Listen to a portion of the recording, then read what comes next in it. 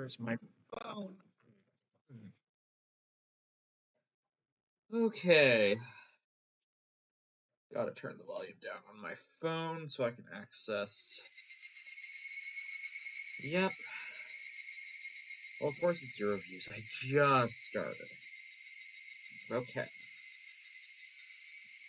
Stream manager. Alright. Time to post.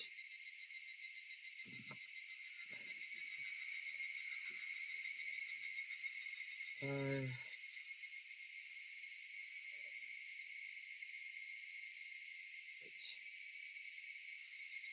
also need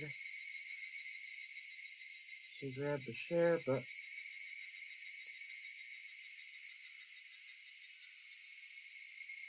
there it is. Copy link.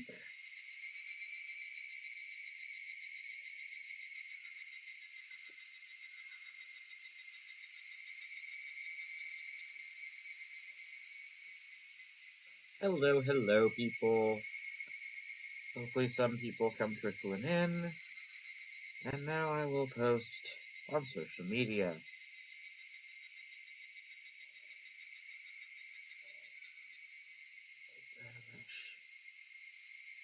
She, when they cried night.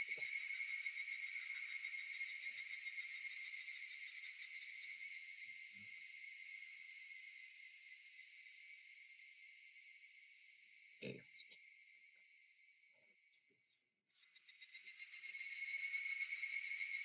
Full skis.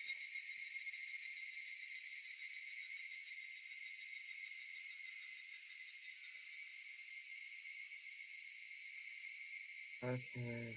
Delete, save, edit. We're good there. Rechecking. See if anybody's around. Nope. We're good there. Don't worry, guys. We will be getting started shortly.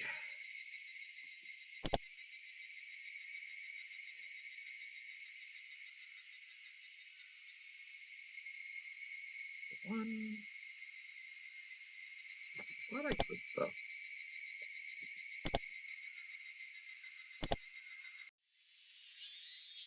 Okay. Okay. Next up, Instagram and Facebook. As per my usual.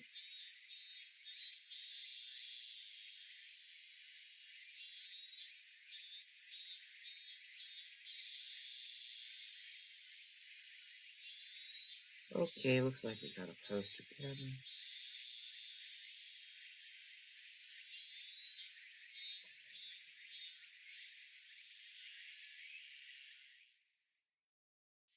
Geez, I wish I had these links so I didn't have to do this so many times.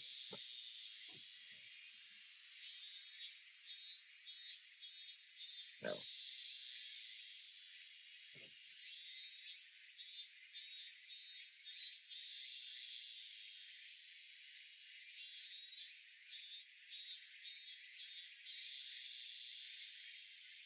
Clipboard, there you go. Next. Share.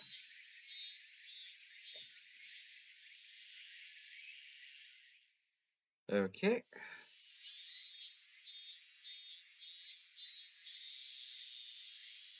Yeah, the start of it is me just posting on social media, making sure people that want to watch me can.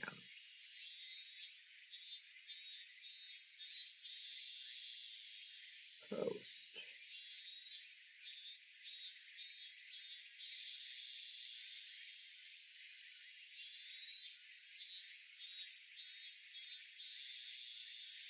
How do I do that more?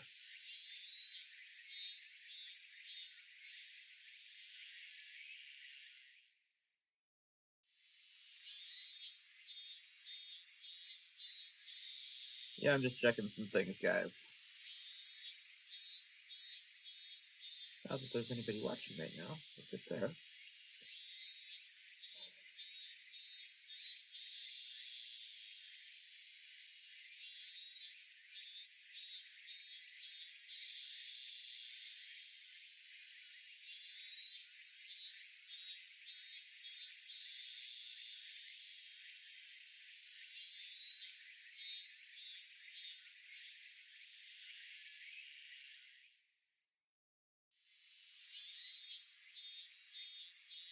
Streaming tonight.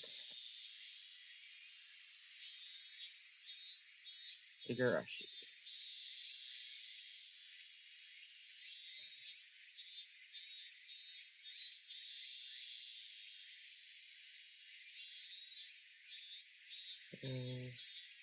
Try. Post. And does Facebook have it? Yay, we're good there.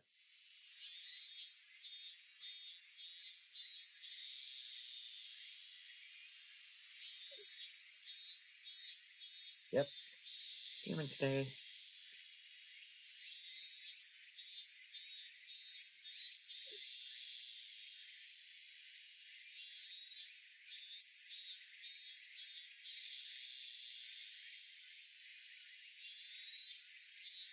And we're good so far. That's all my checks I need to do.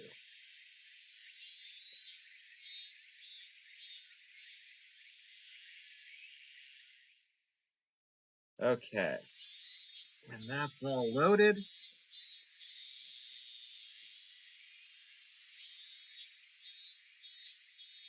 Drink.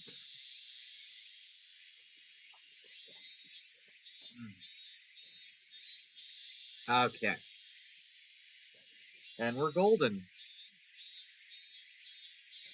I'll just wait to see if anybody trickles in right away.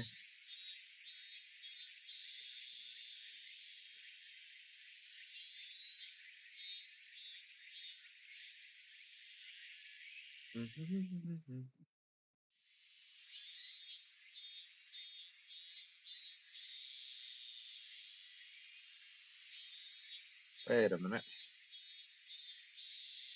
Okay. Why did this thing not update me on this? Okay. Now that we have some viewers, we'll get started. Welcome everyone to more Higarshi When They Cry. I'm Doug, your host for tonight. Hopefully we all are relaxed for today, or tonight, depending on your time. I spotted Rena struggling up the slope with the garbage pile. It looked like Colonel Sanders was lodged in there pretty firmly. It didn't look like Rena would be able to estimate him by herself.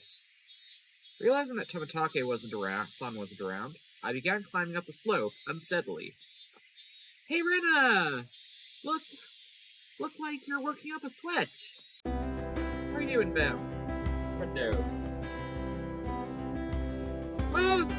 Okay, Chifu. What brings you to a place like this? A place like this? Huh? I see, she was aware of it at least. I received a signal for emergency assistance at the accident site. Where is the injured party? Accident? Huh? But there was a report. Colonel Sanders is buried alive in the trash pile. Oh, that. You see? Don't break like that, Chifu. I was just kidding. I thought you might be struggling by yourself, so I came to help you out. Chief. Aww. Oh. Well, I filled my quota for today. But I would see Rena blush at least once a day, then I'm not getting my daily required nutritional intake. Just kidding. You're embarrassing me now. So, what part was the joke? What part was it? Yeah, sure, we'll say, just to be on the same side of things. I just ignored her bewilderment. Okay, now move out of the way. So where is Colonel Sanders? Sorry. Can't you see him in that cap? He's really buried under there. Colonel Sanders was sideways, surrounded by boards and other construction materials, like they were caging him inside. According to Rena, it wasn't like this yesterday.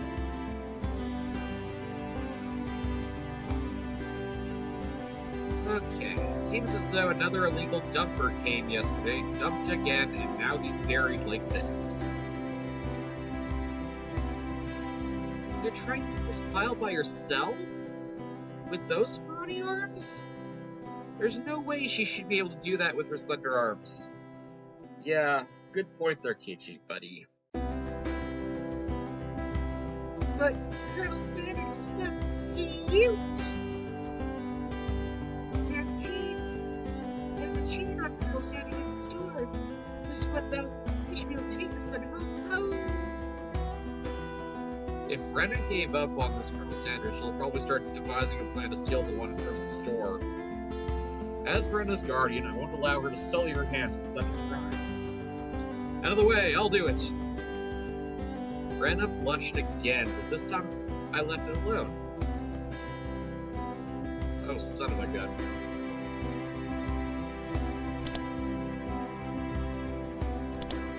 There we go. Sometimes it seems to click on the menu and I don't want it to. I don't know why. The pile was enormous. Also, the more days we wasted, the more likely another illegal dumping would occur. If we got buried any deeper, there'd be nothing that could be done. H-Kun, I'll help too. Let me help. You just get in the way, so stay back. Pulling out scraps, bending them and tossing them aside, I quickly became covered in sweat and dust. Oof, hard labor. Flying objects drew beautiful arcs across the twilight sky, one after another. Lumber, timber, plywood. Damn it! No matter how much I threw out, there was still more. Even though I could see Colonel Sanders right there. After grandstanding like that in front of Rena, I felt frantic because how little I had actually progressed. If I was going to do this seriously, I'd need an axe or a saw or something. That's enough, H-Kun. We're so sweaty. Don't have to try so hard. I'm doing it for you, Rena. Don't worry about it. Rena began sputtering and turning deep red. Oh, whoops. I meant to say I was trying my best so as to keep her from becoming a criminal. Oh well. Yes, that's an oh well, Kichi. I guess I just need a break. This is pretty tough. I sprawled on my back over the grassy slope. I'm so sorry. You're covered in sweat. Rena patted her handkerchief against my forehead. Oh my god, is like right-clicking what's doing that?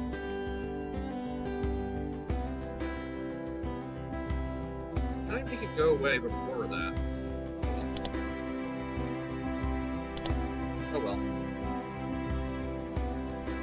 It felt pretty nice. Well, wait here a minute, okay? My house is pretty close.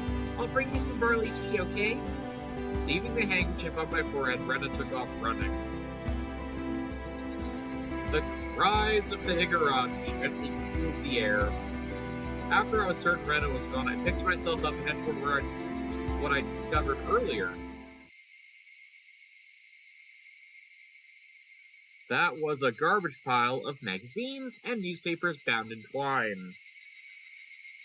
Unless I'm mistaken, I believe it was around here. There it was. There was bound stacks of the not-so-reputable tabloids. They were stacked and chronologically going back quite a few years. It was quite a disturbing incident. It seems they haven't been able to find one of the arms you see. Oh boy. If it was just a Mataki-san said, then undoubtedly there'd be a mention of the murder. Murder. Ooh, spooky. These are troubled times. There's no end to these sickening incidents. There's a large part of society drawn in by these incidents as well. So it had to be recorded. Somewhere. I unfastened the packages. Opened the rain-soaked page. It is cupped carefully, looking over the table of contents. Not here. Next one. Not here. Next one. It was hard to search since I didn't know when it had happened. I didn't know who the perpetrator or the victim was either. I only knew it had happened here. I looked up every so often, checking to see if Ren had come back or not.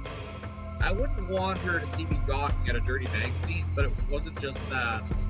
Both Brenda and Neon said they didn't know, but it happened without doubt. As long as Tomataki-san wasn't lying, of course. Then if both Brenda and Neon, yeah, there it was. If they just said that, then I wouldn't have gotten so hung up on it. An incident that neither Renan nor Neon wished to talk about? Trying to uncover it after they tried to conceal it out of good intentions, that made me feel like I was acting against my friends. That's completely fair, Gigi. Hinamizawa dam worker lynching, murder by dismemberment. Yes, dismemberment is in big, bold letters. Here it is. The featured article was in the back. It seemed that there was a photograph in the colored pages at the front. The page of the feature article were stuck together and wasn't easy to open. Rena could return any moment. Feeling rushed, I gave up and opened up the photograph page. The police investigators were carrying a body bag, and newspaper reporters were all bathing it in camera flashes. The image was blurry and hard to understand, but I could definitely make out the headlines. A tragic nightmare at the Hinamizawa construction site. Lynching and murder dismemberment. The victim was the site foreman. He had assaulted his assailants daily with an explosive backlash from his daily actions. It's a horrible image to see the site foreman as it happened. It really did happen. It seems the details were on the next page. I turned the page without pausing. On it was... The assailants butchered the victim's body with hatchets and pickaxes, then used an axe to split the cadaver into 6 pieces: head, arms, legs, and torso. I could understand just from the headline that that was just too terrible an incident. Normally a lynching is just assault and murder, right? Dismemberment with hatchets and pickaxes? Wasn't a lynching. It was merciless killing to the letter. A brutal murder. Done by a group of people. With hatchets. With pickaxes. With an axe to grind. Yeah, I just had to go there. Ah! Eek! So sorry! Did I startle you? Rena dropped the axe she was holding onto the grass before being startled by my voice. Keiichi-kun, you see, earlier, you said it would help if I had an axe, didn't you? So then I brought an axe for you from the shed. Rena fluttered her arms in a panic, continuing to explain and apologize. Gee, I wonder what pose she was holding the stupid axe in. It seemed I'd been glaring at her pretty intensely. I'm sorry, I guess my reaction was a bit overboard. No, I'm sorry. Night was drawing close. I was pretty worn out, and it wouldn't hurt. It doesn't look like we can break that last beam without an axe. You brought it after all, I'll have to borrow it tomorrow, alright? Okay. Why do you look so glum? Tomorrow we'll be digging out Colonel Sanders, right?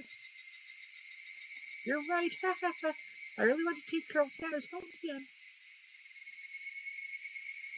We both knew that it was useless to apologize any more than that. I quenched my thirst with barley tea Rena brought and wiped off my sweat that had now gone cold. We took the path to head home. I felt a little guilty about the tabloid wrapped in my jacket.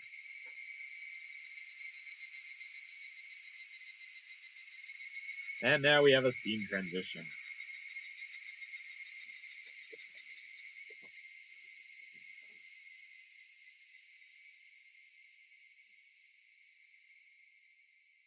You have received new tips. The Hinamazawa Dam Project. Special tablet. Few new tips. Ooh. Nightmare befalls the Hinamazawa Dam. Lynching and murder and dismemberment. In next month of X Day in XX Prefecture, at Hinamazawa Dam construction worker site in Shishibone City, a bone-chillingly gruesome murder dismemberment. Even though this case had shocked the archipelago, the police will give no details on this case. Exactly what happened at the Hinamazawa Dam. They probably didn't mean to kill him at first, but as the victim resisted by swinging around a shovel, the rest of the perpetrators armed themselves in return, and it quickly escalated to homicide. So said the aforementioned investigator A. After this bloody tragedy was over, they were left with a body which nobody thought was alive. XX-san had tormented the suspects daily with his rough behavior. At first it was meant to be payback. All the perpetrators were horrified by their deed, and one even turned himself into the police. It was a de facto leader of this group, Double X, who suggested hiding the body. Reluctantly at first, they soon began thinking they did not wish to be caught. The construction site had numerous places to hide the body with 6 people. They were originally supposed to hide the body and leave the area, but the de facto leader feared that the consciences of the other 5 wouldn't be able to bear the burden, and came up with a horrifying method to keep them from turning him into the police. He devised a heinous method of splitting up the body among them, making each of them responsible for hiding a piece.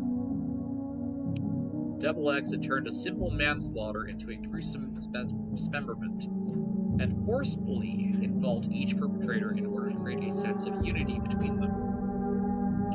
Each one participated. But what does that mean? Person A spoke out reluctantly.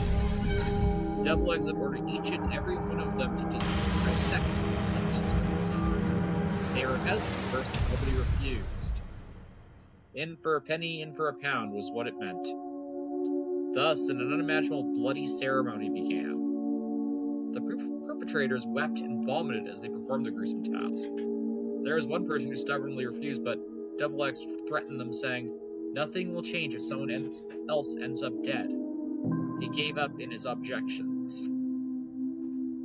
But Double X's plan collapsed in the span of one night. Triple X, who refused to dissect the corpse up until the last one, had broken down into tears at the hospital, where he was being treated for injuries sustained during the scuffle, and confessed. The criminals were arrested one after the other, but the de facto leader Double X's whereabouts are still unknown. Also, the right arm hidden by Double X is yet to be found. Despite an ongoing search, this horrible individual has so far managed to elude law enforcement. What could police be doing? It appears that Double X had said he was going to throw the box's right arm into the marsh. Double X's car was discovered, abandoned near the marsh, but there was no clue as to where his whereabouts are. Double X did not trust his companions. One cannot deny the possibility that he had expected his companions to confess to the police and use his car as a decoy. Of course, I doubt that theory. Since he had no car, one would expect him to have a limited area to which he could have escaped to. But within the station, there were rumors going on that he had accidentally slipped and drowned in the marsh when he went to throw away the body. To the locals, that marsh is believed to be bottomless. It's known as Onigafuchi, the Ogre's Abyss. It's said that bottom of the marsh is connected to a hellish world of demons. The atrocious demon from hell that was Double X. Could it be he had returned to hell through the marsh? The Zinjan Dragon, bringer of luck and fortune. Prosperous future. Ladies leaping into your arms. Business success. Promotions. Ambition. Protection from harm. Not just with pachinko, horse races, but business, even love. Guaranteed, or your money back. Zinjan Dragon Bracelet DX. One piece. Oh look, we found the One Piece. 27,800 yen. Okay. Okay. Okay, that was a silly end to that. Okay, we looked at the tip.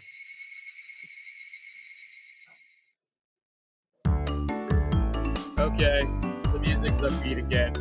I appreciate that. The function of the school as an educational building, our PE class is exceptionally disorganized. The only things we do together are the warm-ups at the start. The teacher isn't even there after that point. All we do is play together. No helping if everybody's different age or gender. The only rule was that we have to stay on school grounds while exercising. All the little kids were gallivanting about. Well, they certainly are being active. That might be getting plenty of exercise, but the Board of Education probably is completely forgot about the school. Sorry to keep waiting. We're all together now. What shall we do today? PE for PE. Oh, I know this event. I remember this from the anime. We have all our members gathered now. Now then, class representative, what shall we do for PHA? What shall we do? Neon and crossed her arms haughtily, surveying the area. Explosive power and endurance. There are no friends in the world of sports. Everyone's a rival. The only thing you trust is your own body. What the heck do you mean by that? You really read too much manga. I quit without missing a beat. And so, we'll be taking a lesson from history. True! Tried and true, king of all door melee events. Let's play tag. It was quite the adorable choice to make after flagging up so much. Just what I was hoping for. That dunderhead, Keiichi-san, shall be the first one to be hit. I won't be beaten. I'll try my best to. You can't beat me. Why are you guys all so into it? The third rule of our society, you must partake in the game, joining it without question. Then this counts as a club activity. Everyone smirked at each other. They all seem pretty confident. I'm a man. Physically, I should be able to keep up with any girls my own age. Regardless, Neon and Sadako looked like they were aiming for victory, and Brenda looked at me as if pitying my disadvantage. Fine, tag. I'm it. Yeah, fine, tag. I'm it. I'm in. These were the rules. Anyone who was able to evade being tagged before the bell was the winner. But we didn't switch who was it. The ones who are tagged by it become it. Game it. So the number of people who were it could increase exponentially. The end game would become a hellish siege. They call this version we're playing here Zombie Tag, you see. I see, anyone infected by a zombie turns into a zombie. Why do you make it sound so scary, I wonder? As soon as I catch Brenna, I'm gonna tear out her entrails while she's still alive. Gross, Keiichi-kun! That's gross! Rika-chan placed her hand on Brenna's head and she panicked. Don't worry, before Keiichi calms you down, I'll leave you up gently. That's even creepier. Rika, that isn't comforting at all. Both Neon and I nodded deeply. So the first hit is how you decide who's the zombie. How do you decide who's the zombie? With rock, paper, scissors? Well, it is class time after all. Let's decide by answering questions. I'll ask the questions, and the one who isn't able to answer is the zombie.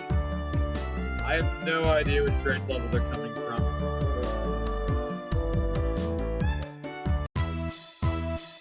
does the Japanese word for Roku mean? I legitimately do not know the answer to that. Huh? I was bewildered by such a question.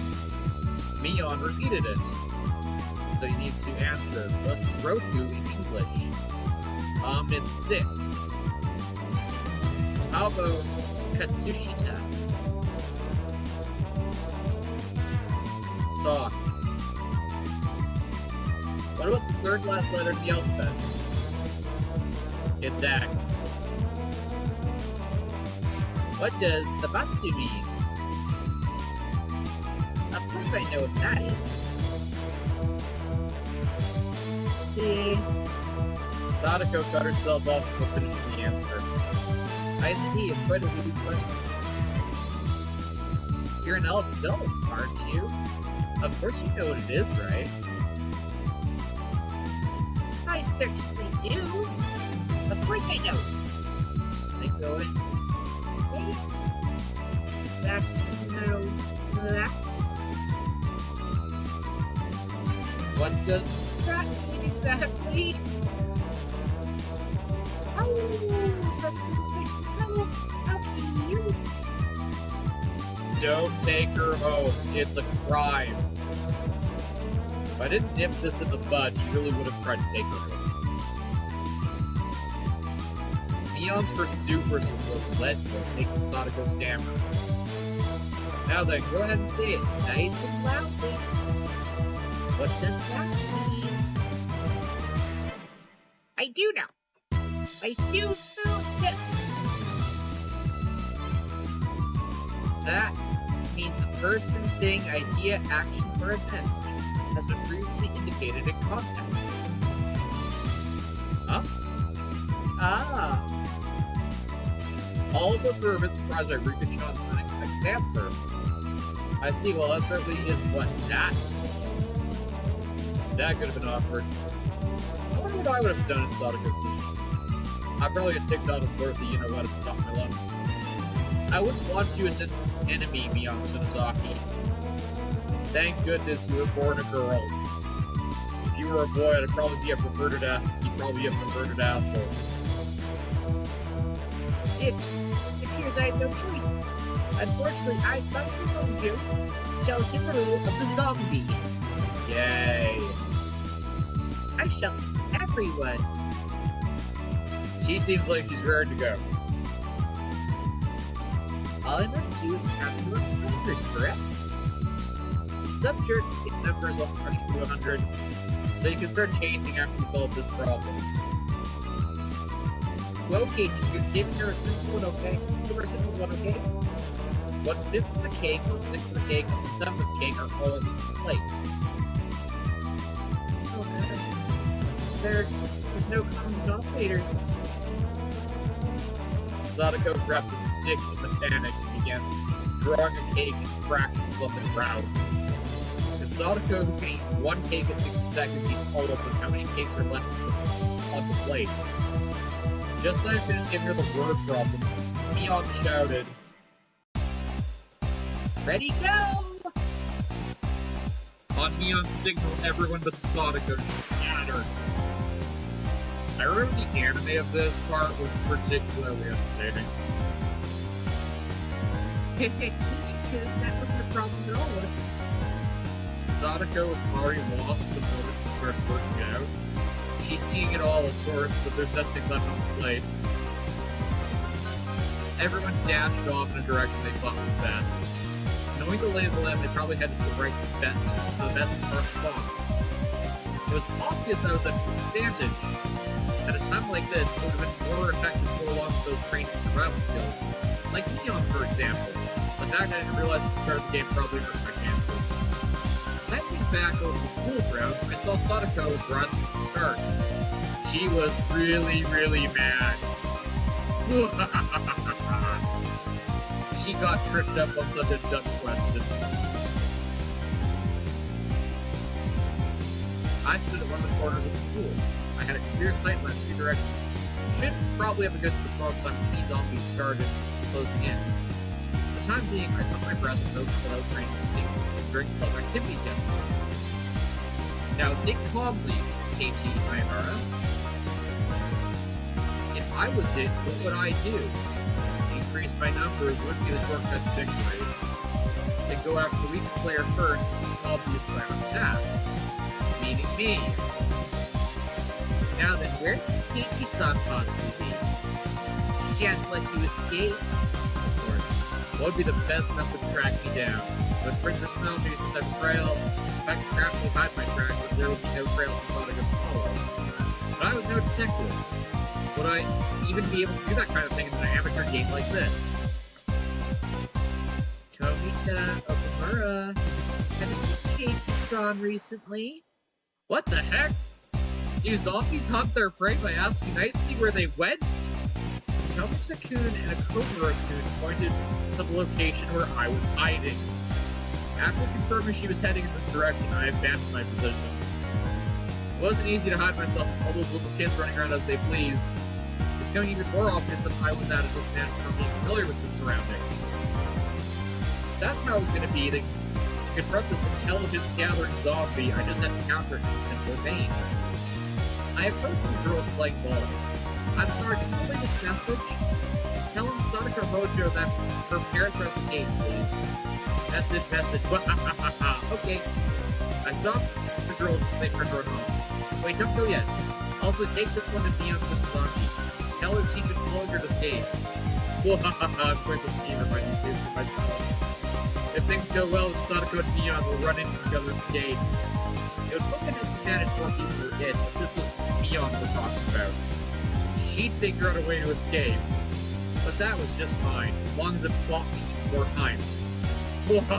Dance for me, Beyond and Sadako. In the palm of my hand.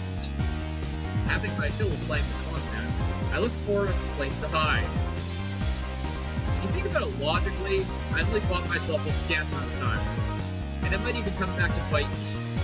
Once it became apparent I started spreading the false information with messengers, I could end up being the recipient of one of those messages. Sadako probably asked the messengers to help her look for me. That would mean there'd be more zombies than participants in the game. The virus that was brought about by my mischief could cause an epidemic. Ooh, tough joke for post-COVID-19. All my classmates would turn into zombies and will only be searching for me. This tactic might backfire horribly. While trembling at the thought of the impending dawn of the dead, I began searching for a safe house. I do appreciate that reference.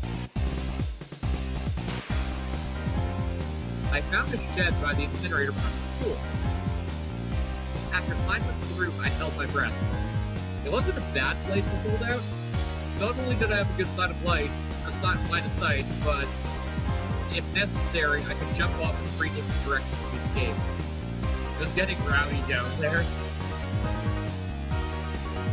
The lower grades were running around below the shed. My Avara-san isn't around. Is he over there? Nope. Where's KT-san, I wondered? His dad is at the front gate. That was definitely a lie. The word gate, the same one I used, gave a hint of revenge. So Neon was behind this. I was still keeping one step ahead of the game. I felt bad for my classmates, but they'd have to search until the school bell. Hey, do you know where KT-san is at? His mom suddenly got really sick. A message from our Avara-san. They said his house caught fire and he needs to come to the gate. A jumbo jet fell on top of the Avara residence. The police have come to question him. Anything goes now. Sorry guys, I'm just laughing. They say he enjoyed peeping into bathrooms. A what? Is it true he's hiding? He's going around every night stealing candies? What are they talking about? I've heard he wears patches on his head and smells them and stuff. No way would I do that. I heard the last person in Neon was eclectic too. What? Grrr. This is your doing, Neon! Hey, proud of me, love. Calm down, Case Barbara. This is Neon's battle tactics to flush me out. Just hold on. My underclassmates thought, about this logically. They would know it's all nonsense. But small kids don't think about things logically. To them, all those things are true. And so they all chuckle together while looking for me. I win beyond. It's my victory. Wiping my unrelenting tears away, I felt intoxicated by my own victory. Did you hear? I heard the new transfer station for our Barson is really perverted. The cost of beating Neon had too high a price. Oh, someone passed below me. That's Brenna and Rika-chan.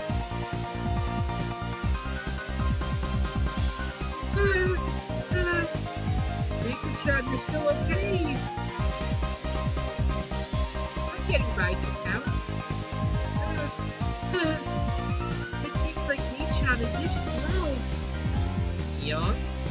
It could be. She become it because of my little strategy?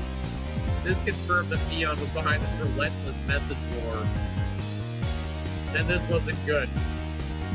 We finally got away from Michan, but Sadako-chan, Sadako's searching around the pipe, so we can stay here for a while. Upon hearing that, I breathed a sigh of relief. While Rena was slumped on the ground, breathing heavily, Rika-chan started creeping up to her. Rika-chan doesn't normally make sad noise when she walks, but it's great. It couldn't be! Whoa! Rika-chan? What is it? What is it? Oh! Don't worry. I've never seen Rika-chan smile so creepily before. Why are you coming closer? Why? Rika-chan isn't a zombie, is she? Don't be scared. I'll be sure to keep you gently. No way! Rika-chan, no! Rena was pressed up against the wall, and Rika lurched forward with both arms just like a zombie. Rena quaked with her back pushed up against the wall. It was quite a surreal scene of horror. Like one of those zombie breakout videos you'd see. At that moment, Rena's eyes met mine. Oh shit. Keiichi-kun, save me! Zombie Rika turned 180 degrees, exorcist style, and glared at me. Oh shit. Found him! I see you, Kei-chan! Neon popped up from behind the cinder block wall around the garbage dump, also seeing where I was. My position only advantageous was when there was only one zombie. Being surrounded was not good. Super not good. You said you located Keiichi-san? I could tell Sadako was rushing my way. It seemed like Rika-chan had let Rena escape, and now she's bearing her bang in my direction.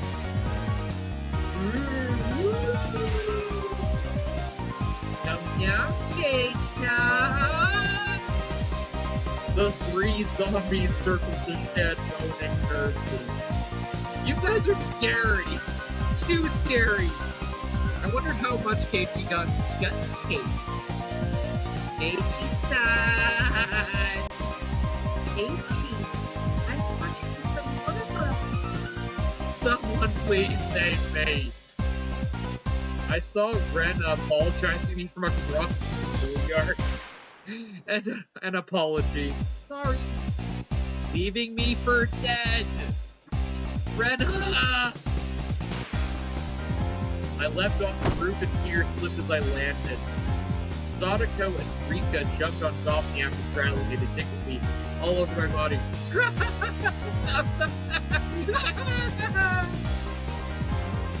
So this means Rena is still left. There isn't much time until the bell. Damn you, Rena! How dare you leave me for dead? The feelings of a zombie. I understood how vengeful ghosts with lingering regret felt. It's sad, so sad. Keechi's one of us now. One of us, one of us. I felt like I've been bitten by a vampire, but now with other thralls. It was a strange feeling being welcomed over to the side that had pursued me. Zombie tag is quite profound. This is no time to postulate. We must capture Rena. The principal's walking down the hall. The bell will ring soon. About Rena, I, who have been turned into a zombie demon, a vengeance needed to use any means necessary. Except I wasn't just a zombie. I was the master of the night, a vampire! Using the same trick that tightened the noose around my own neck, I used my classmates to further my evil designs. I gathered up the lower grades around the school grounds. Oh, everyone listen up! Rena's in big trouble! All of you, please look for Rena! It's a bigger problem than Jumbo Jet crashing into your family's house? Oh yeah, turned into that, hadn't it? Neon Whistle will not be trying to avoid the blame. Yeah, it's not even the same league as Jumbo Jets. What fell on Rena's house was a space colony! A space colony? Yeah, it's a really big disaster. Everything in a 100-kilometer radius was obliterated. But that's only the prelude to the tragic tale. This is the beginning, the start of a war of independence by propaganda of Sion! The lower grades were dumbfounded, their eyes like saucers as a grand turn of events. What will happen? Will the Terran Federation lose? Things go on like this, they will. Only one person can defeat the Red Comet. That person is Rena Ryuga. The lower grades seemed all gulped. It seemed I'd managed to make them fully understand the fight for Earth was lost without Rena. Now scatter, comrades! We must find Rena! My comrades in the lower grades let out an enthusiastic cheer and dashed off in various directions around the school grounds. There's still one person who hasn't gone. But I thought the Terran Federation's impulse wave defusal cannon for the Comet Empire. You're close. That's the white variety of those comets. The reason it didn't work was because they didn't know the weak points. Of course, Rena knows their weak points all too well. You know, this sounds amazing! Set aside of that, he also rushed up with Rena. It seems like there's some problems with other numbers of producers. Listen, K-Town's abilities. This little man knows better now. Didn't feel like she was complimenting me, but whatever. Really though, how exceptional H-san. This looks quite promising. We have this many, we can win. With this many, we will win. I was thinking H would have been a better nominee for the initial zombie. Rika's Chan's words stung a bit, but I let it slide for now. Ooh, not even Rena would be able to escape the entire class. As a result, everyone's thorough search, Rena was finally quartered to the back of the sports equipment jet. You're all scary! Kichi-kun too! So scary! It was probably scary being chased around by the entire student body. All the lower grades closed in on Rena, saying she would be the only one who could save the world. What will all say? I can't control a mech! Rena, how could you leave me for dead? Are you ready to pay the price for it? I'm sorry. Sorry about that, Kichi-kun. I didn't have a choice.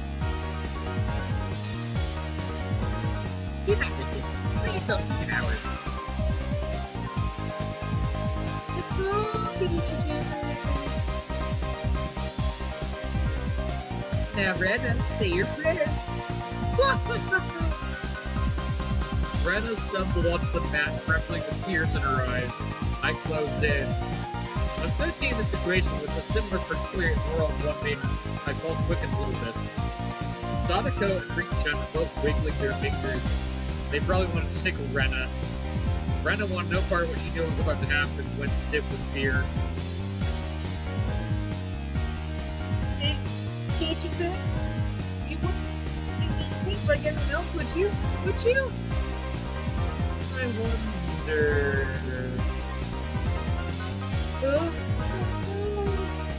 Now then, are you ready? Okay, as long as it's Kichi-kun.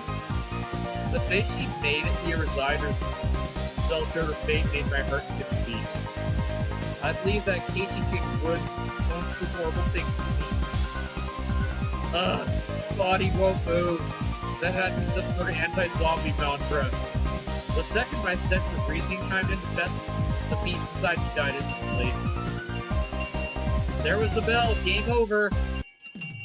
Yay! I did it! I did it! I did it! I survived! Yay! Yay! Yay! Rena pranced around merrily as if the curse had been broken. So daylight broke in the nick of time, and the evil zombie army disintegrated into dust. And so the heroine survived. Good job, last girl. Well, that's how it goes in movies anyway. What are you postulating about? This is all because Keiichi-san was dawdling about. Punishment is required. I was subdued by Sadako and Rika-chan and once again sentenced to death by 100 tickles.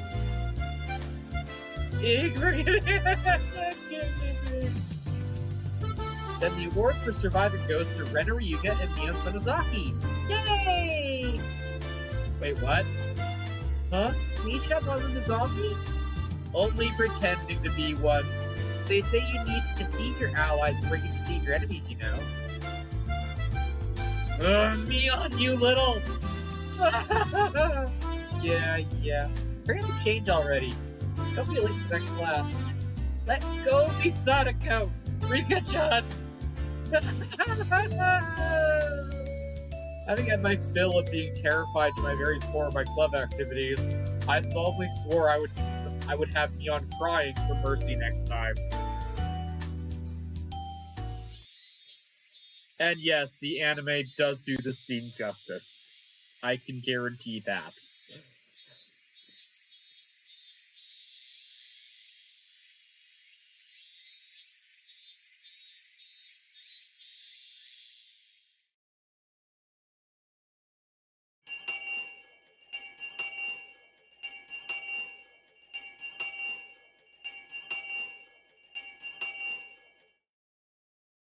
Ooh, pretty artwork.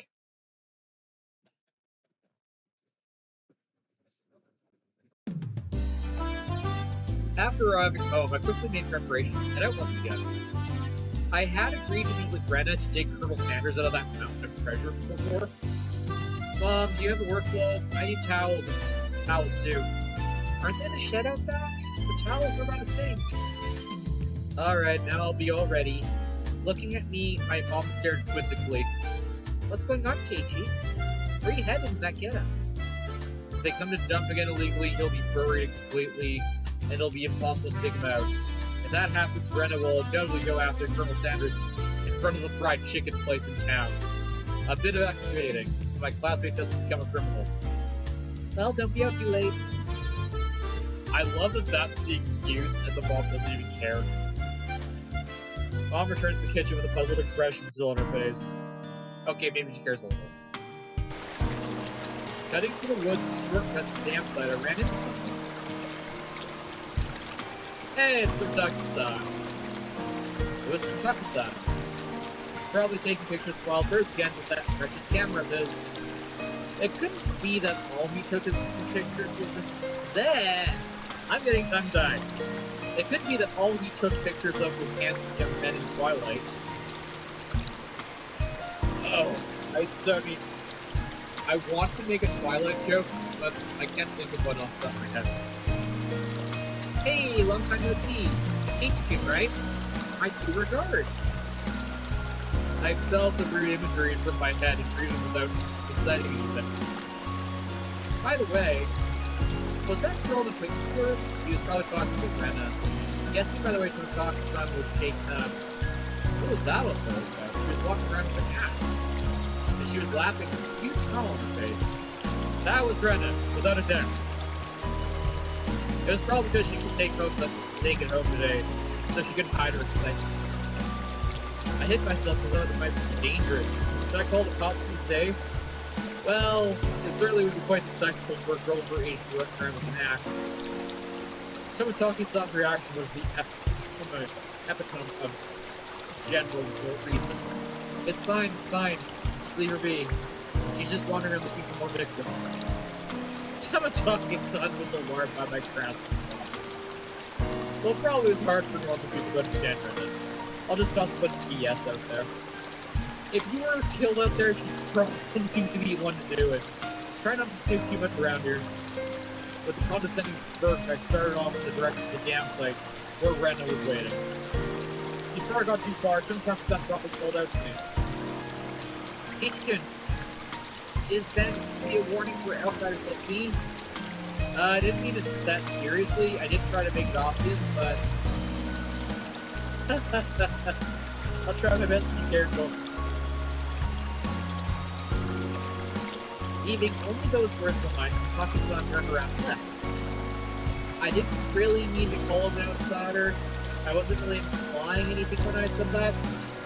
It was only meant to be a joke, but I felt like I'd said something bad. Whoops.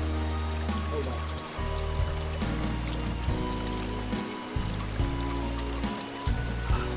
Raspberry juice.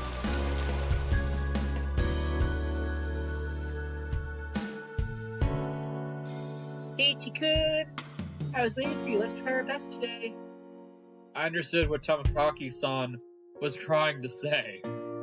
Somebody galloping around while waving an axe around certainly would seem dangerous. You should cover the axe with something when you have it out in public. It's not good to carry it around in the open like that. Seems that I lost it, so there isn't one. Thinking about it, there really was no need to try and keep up appearances. Everyone in Himazawa probably knew about Brenda's eccentricities. She's probably the only person who can carry an axe around Himazawa and not be considered suspicious. Ah well, let's finish this today. If we bust through that last gate, we should be able to pull him out. I've got everything I need. Leave it to me. Okay. I took the axe from Aunt Brenda and made my way up the unstable slope. Just wait, Colonel Sanders. Keiichi-kun will save you. Alright, get back. I'll finish this in one go. Smash. A solid thwack rang out Hinamizawa, as if the job was being done by a lumberjack. How is it? Think you can do it? If it looks too hard, you don't have to strain yourself. If I can break through this, then we'll be good. I have plenty of power today. I can do it. But this adversary is more formidable than I expected. First of all, I'd never used an axe before.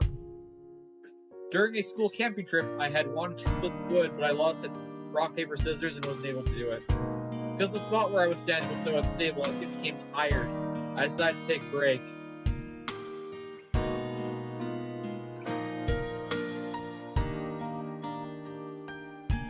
Brenda had already spread out a tarp and laid down some tea and sweets. I'm fine. I'm almost there. I'll make sure Brenda can give Colonel Sanders a goodnight kiss tonight. Yeah. Thanks. Giving Colonel Sanders a goodnight kiss. How? Come to think, but Brenda, you're a transfer student too, right? Where did she live before? I asked her nonchalantly while drinking tea. I thought she lived here all her life. In Kanto. Wasn't rural as it was out here, but it's still out in the countryside. Why did you move here? To Hinamizawa, I mean. You know, this is pretty far out in the boonies. Why did you move here? Does it have to do with your dad's work? Dad said he wanted to move out to a studio. He's been saying for a while that somewhere deep in the mountains like this would be perfect. Studio, is your father an artist or something? He paints scenery. Seems that twice a year he opens a gallery for stuff he does. When he started, his works were displayed in Industry Plaza in Tokyo, but now they're exhibited in the Makuhari Mesa. He's determined to have them displayed in Waterfront International Exhibition Hall. That's amazing. Let me see them next time. I was too embarrassed to tell her I didn't really know what kind of picture my father painted. Well, eventually I would. I picked myself up while giving some vague answers. But you transferred in the middle of the semester, didn't you? Wasn't that a hassle? Not really. I was getting... I have to flip. Nah, not really. I was getting bored of the city anyway. I was trying to get answers from Rena, but I ended up being the one giving out all the answers. With a bit of a wry smile on my face, I grabbed the handle of the axe and hit back to the site. The air grew colder as the sun slowly set. The Higarshi began their song, as if to tell me stop and head home for the day. Just a bit more today, I would end it. When I first started, I chatted with Rena as I worked, but now I don't have that luxury. Oh yeah! You little... Damn it! I had swung the axe countless times today, just like this. Contact! Shards of wood splintered. The assailants butchered the victim's body with hatchets and pickaxes. I recalled that passage from the tabloid. One hit with something like this would smash someone's head in. Axes and pickaxes aren't even meant to be swung at people, ever. With one last swing, the beam cracked apart. The weight I put behind the axe not only split through the beam, it smashed the statue's shoulder as well. The arm came off with a sickening sound. It clattered down noisily, stopping at my feet. What's the matter? Are you hurt? Sorry. The figure's arm, I broke it off. Oh, that's all. I thought Keiichi could hurt himself. I probably had a really guilty look on my face. Rena said that without a hint of dismay as she smiled. We just need to take it back on and put a coat over him. Nobody will ever notice. I see. Let's pull him out then. Can you get that side? Okay. Seems they haven't been able to find one of the arms, you see. I laughed dryly at how pathetic I was, considering the arm flopping up and down, going to my feet to be such a bad omen. Both Rena and Mion knew how sickening that incident was, so they pretended they didn't know. I had looked it up all by myself, and shamefully enough, I was scared. You're pathetic, Keiichi Bar. All right, Rena. Let's do this in one go. Ready, and... Whoa! We did it, Keiichi-kun! Yay! The right time to give 3 cheers. That moment was 2 days of work bearing fruit. He who was brought to Humanazawa covered in filth to meet his end. Instead, we were able to welcome him back. You're pretty lucky, Colonel Sanders. Your new master is a pretty decent person. Wow, Colonel Sanders, he's really cute. Didn't matter that he was dirty. Rena nuzzled him cheerfully with her cheek. I was dead tired, but seeing Rena happy made it all worth it. I'll have you carried back it'd be bad if it gets dark. Yeah, right. I really wanted to thank you, Keiichi-kun. I won't forget this. Thinking really hard about what you'll do to repay me, okay? Well, I wonder what kind of repayment. I wonder. For now, just hold back my evil cackle. We were ready to take this to her home, but we shouldn't go like this. We rolled the statue up in the tarp and lifted him. And so Jack and Jill went down the hill carrying the human-sized bag and an unsheathed axe. I prayed that we wouldn't run into Tomotake's-san. If he saw us here and took a picture, we'll need to get rid of him. Lol. Is that meant to be a warning for an outsider like me? Something struck me as odd about the words. Tomotake's-san, unable to grasp my sense of humor, had left behind.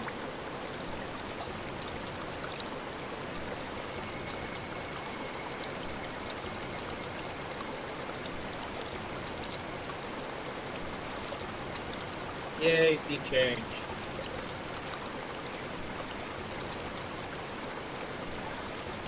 You ever seen new tips? What kind of name is Rena?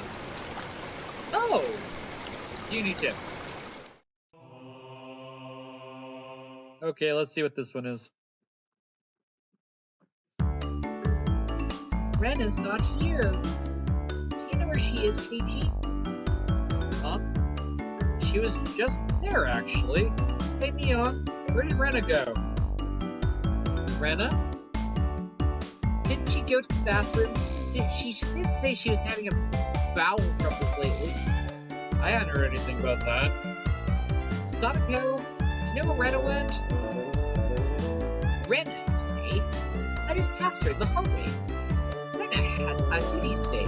She's off to water the flower bed. It was Rena's turn for class duty. That's very much appreciated. Rena. Upon hearing her repeatedly, a thought came to mind. It's true to say this about someone's name, but it was a weird name. It's like some foreigner's name. What kind of name is Rena, I wonder? What kind of kanji does her name use? Only in Japan, guys. Well, maybe China and Taiwan and Korea. Rena is her nickname. She has a proper name as well. What, really? I was sure Rena Ryuga was her full name. Well, I can understand why you make that mistake since you only call her Rena. She didn't sign her name as Rena.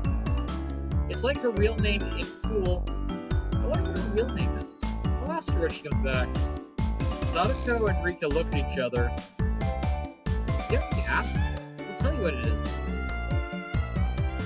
It's Rei, as in Hooray, or Na, as in Nara. Her real name is Reina Ryuki. Reina Ryuki. Reina is it? So it's read out as Rena instead of Reina. That's pretty interesting reading. No, it's not Reina is the correct way. Rena had told us that she wanted us to call her Rena, so we call her Rena. Kei-chan, Rena is Rena, you know. Only strangers call her Reina. Get where this is going? I understood what Mion was saying. Didn't matter what her real name was, only that names were used between us. Rena Ryuga is Rena. She's nobody other than that. So, I was thinking if I had a nickname, would you call me by that? If it's good. What do you want to call it? Oh, man. Got it. Casey's a moron.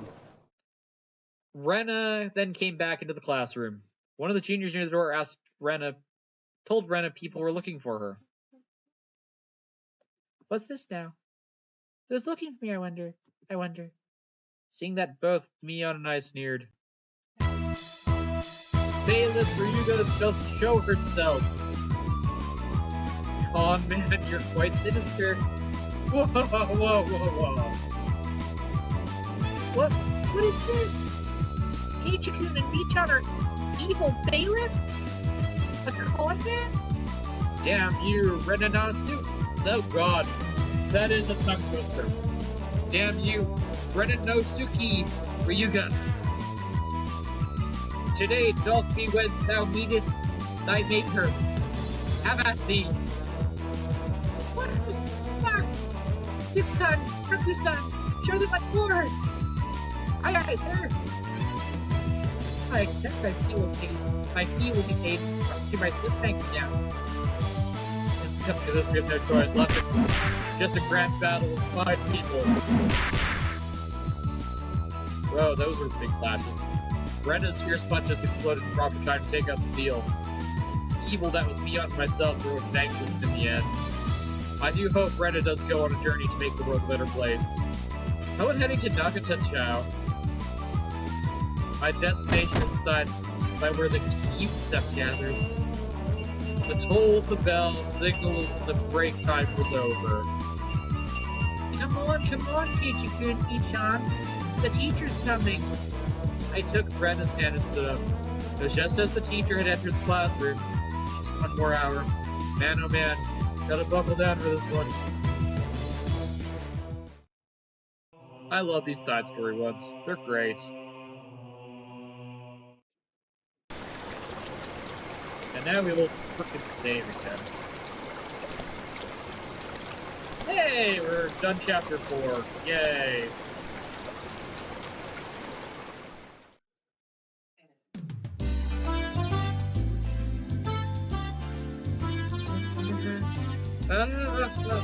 How was it, Kei-chan? So you went to Renaissance House. Wasn't it amazing? It's nothing like that. Right?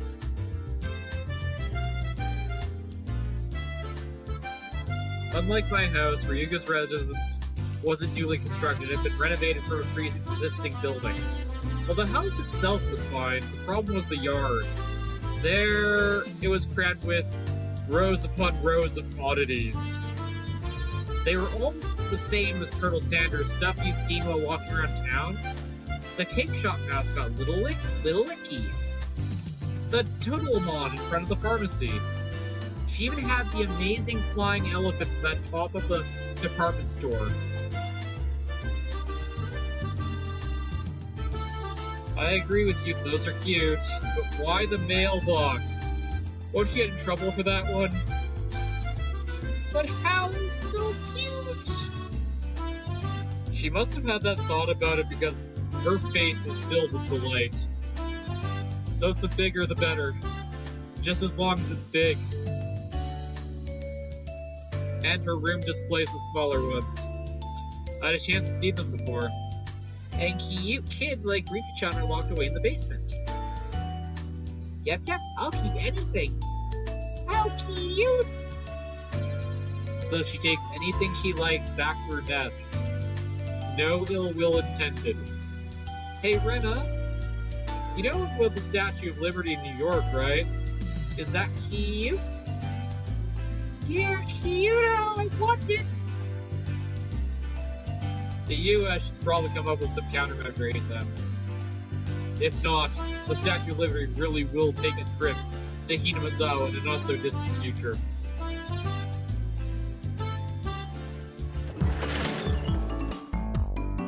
My apologies for keeping you waiting. Rika-chan had returned. No fun being called to the staff room. Did she do something? How rude. Rika isn't some hoodlum like Keiichi-san. Or you. Nothing like that, Keiichi-kun. Rika-chan's a member of the festival committee. Festival? Oh yes, the festival. The school cultural festival or something. Kei-chan. I already told you. Yeah, she told us already. The village festival. The Watamegashi. Oh, come to think that she did say so there'd be a festival at the shrine during the next break. So what's this Watamegashi thing about? Is it like a floating lantern festival? I guess the last part where you set things adrift in a river is similar. Except we use hot things like old worn-out futons and patent cloaks. It's a festival expressing thanks for years of service. Oh yeah, isn't it in English? It's basically just the cotton drifting festival. People living in Hinamizawa dump their futons and patent cloaks in a stream. Not that kind of stream, guys. It sounds like it'd be a lot of trouble if it backed up the current.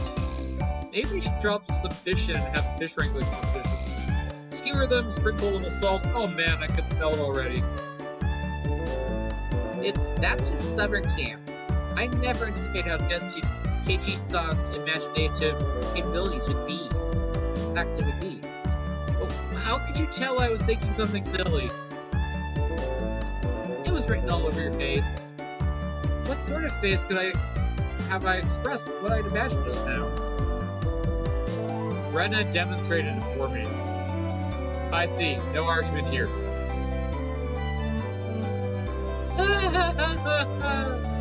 It's nothing fun like that, you see. But you should still look forward to it the same. Let's all go together. I'll come get you that day. I don't really feel like going to festivals unless there's someone who asks me to. I wouldn't get bored if these guys were going. You won't get bored. We're doing it again this year. Mion's proclamation came as she looked at each member in turn. What was this about? The way Mion looked, it was probably our club's summer tradition. The Watamegashi 4 Demon Firefight! Oh, I forget how that one goes. That sounds awful. What kind of name is that? I think it's a cute name, though. I tried to object sharply, but then Rena looked happy about it, so I decided it was pointless to fight it. Since Rika-chan's here this year, it becomes 5 demons. Rika-chan made a small correction in light of my presence. So how does this funky-sounding club activity tie in the festival? Ho ho ho! This is where you exhibit the skills you nurtured through your daily club activities. Exactly. We'll show you the full extent of the abilities that the best have obtained through our daily trials and tribulations. But last year the mayor got mad, or got angry, so we need to make sure not to cause any problems this time. So basically we're doing club activities while checking out the stalls. Rika-chan really is the only one who explains things so they make sense. I see, so we'll be exhibiting on those busy festival grounds. Rena was right, of course. That would be a reason for the mayor to get angry. But it was lots of fun. That was the only point I did not doubt. It would be, without question, fun. The day of the festival is drawing near. Well, putting that aside for now, let's start our club activities today. Any objections? Hey! Our voices rang in unison. When there's lots of people, card games are really the easiest to play. This is really the most basic of tabletop games. Playing with the marks deck again. We'll use a new one today. There's no marks on the cards, so we're all on equal footing. I was wondering if that really is the case. I will have to inspect them. Well, that was fair. Just to be safe, everyone checked the cards. Yes, this seems fine. Are you all satisfied? And today, we'll play President. That's good for 5 people. I forget how to play President.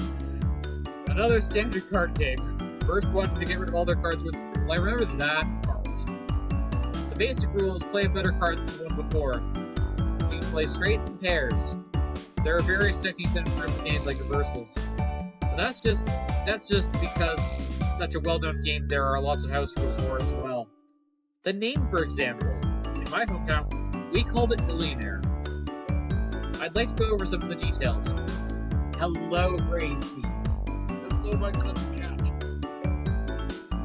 I'd like to go over some are the Jokers wild.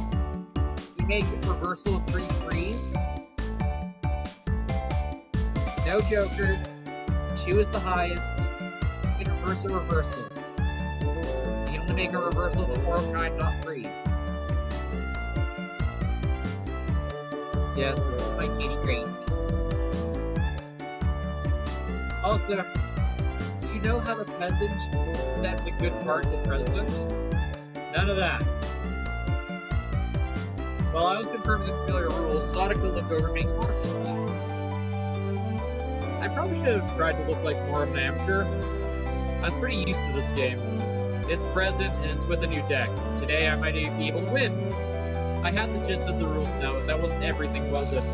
So what shall today's penalty be? About that, why don't we all write something down on a slip of paper and have the loser draw one? Oh, that seems like it could be interesting. Oh ho ho! I'll write a nasty one and have Katie draw it. It'd be awful if you wrote a bad one and drew it yourself. Just don't lose. Don't you know best? Don't you know best? Oh ho ho! Beyond handed several slips of paper out to everyone. Then write down whatever and put it in this bag. When you lose, stick your hand inside and pick one out. Then what would be a good penalty? Worst case scenario, you draw what you wrote. Something too intense would be like digging your own grave. I have no idea what I would write. No penalty. Let's forbid that kind of idea from being written. Rika-chan's the casual suggestion caused Mion's hand to lurch to us at fault. Aw, that's so sneaky, Mion-san. She wrote no penalty, and the corner of the slip is folded. I see. Just in case you lost, you grab the note with the folded corner, you'd be safe. That was a good idea. Diabolical as ever, Mion. Rika-chan is quite formidable too at being able to see it through that. I couldn't underestimate her even though she doesn't stand out. Everyone, don't write penalties that are too mean, okay? Nobody agreed to Rena's proposal. Everyone was ruthless. It's fine, Rena, just don't lose. Yeah, that's true. Okay, I'll write hard. Very hard, so everyone has to take the penalty I write. Rena was quite brutal, even though she's usually appeared mean. Better not underestimate her either.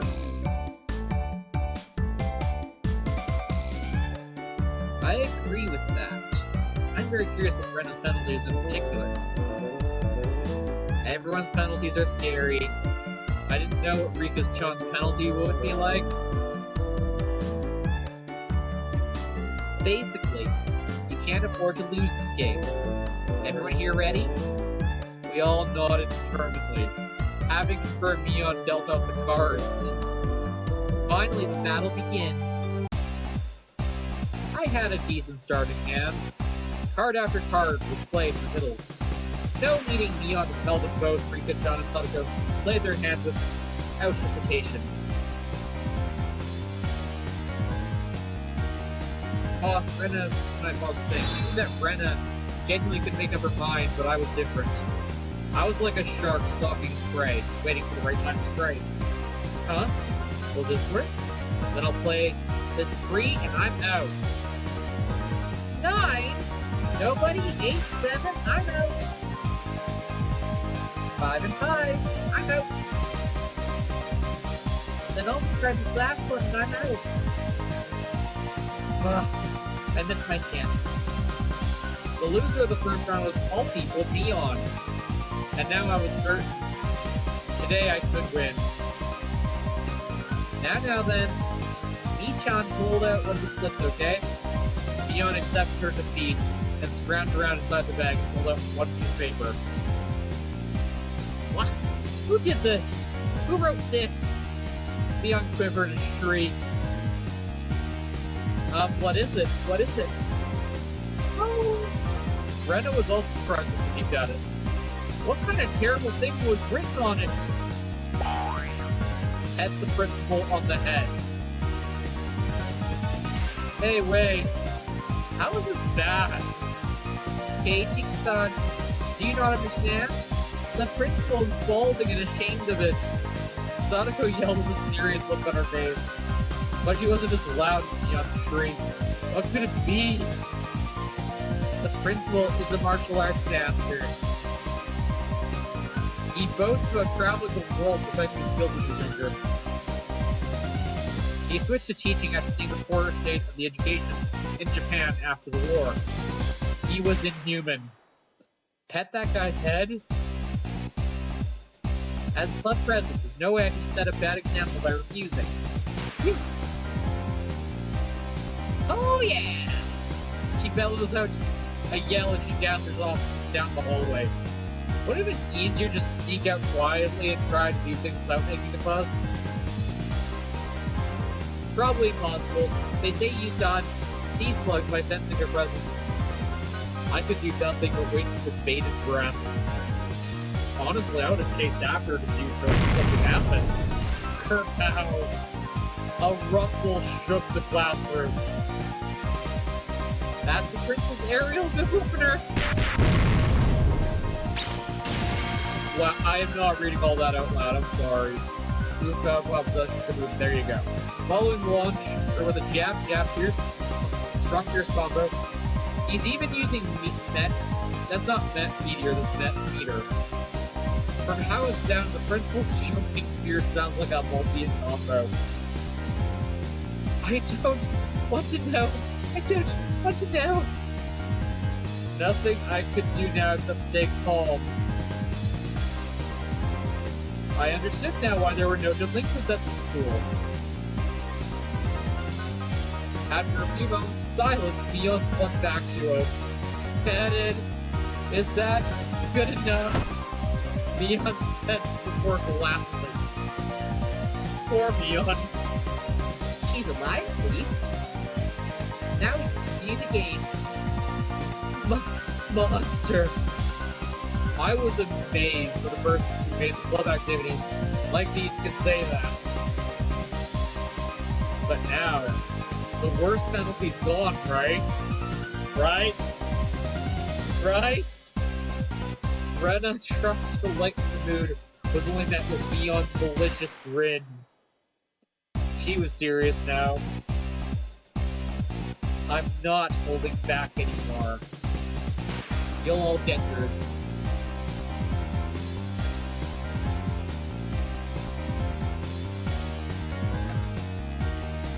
Okay. The pace of the game became bizarrely quick. I could tell the game had gotten more intense.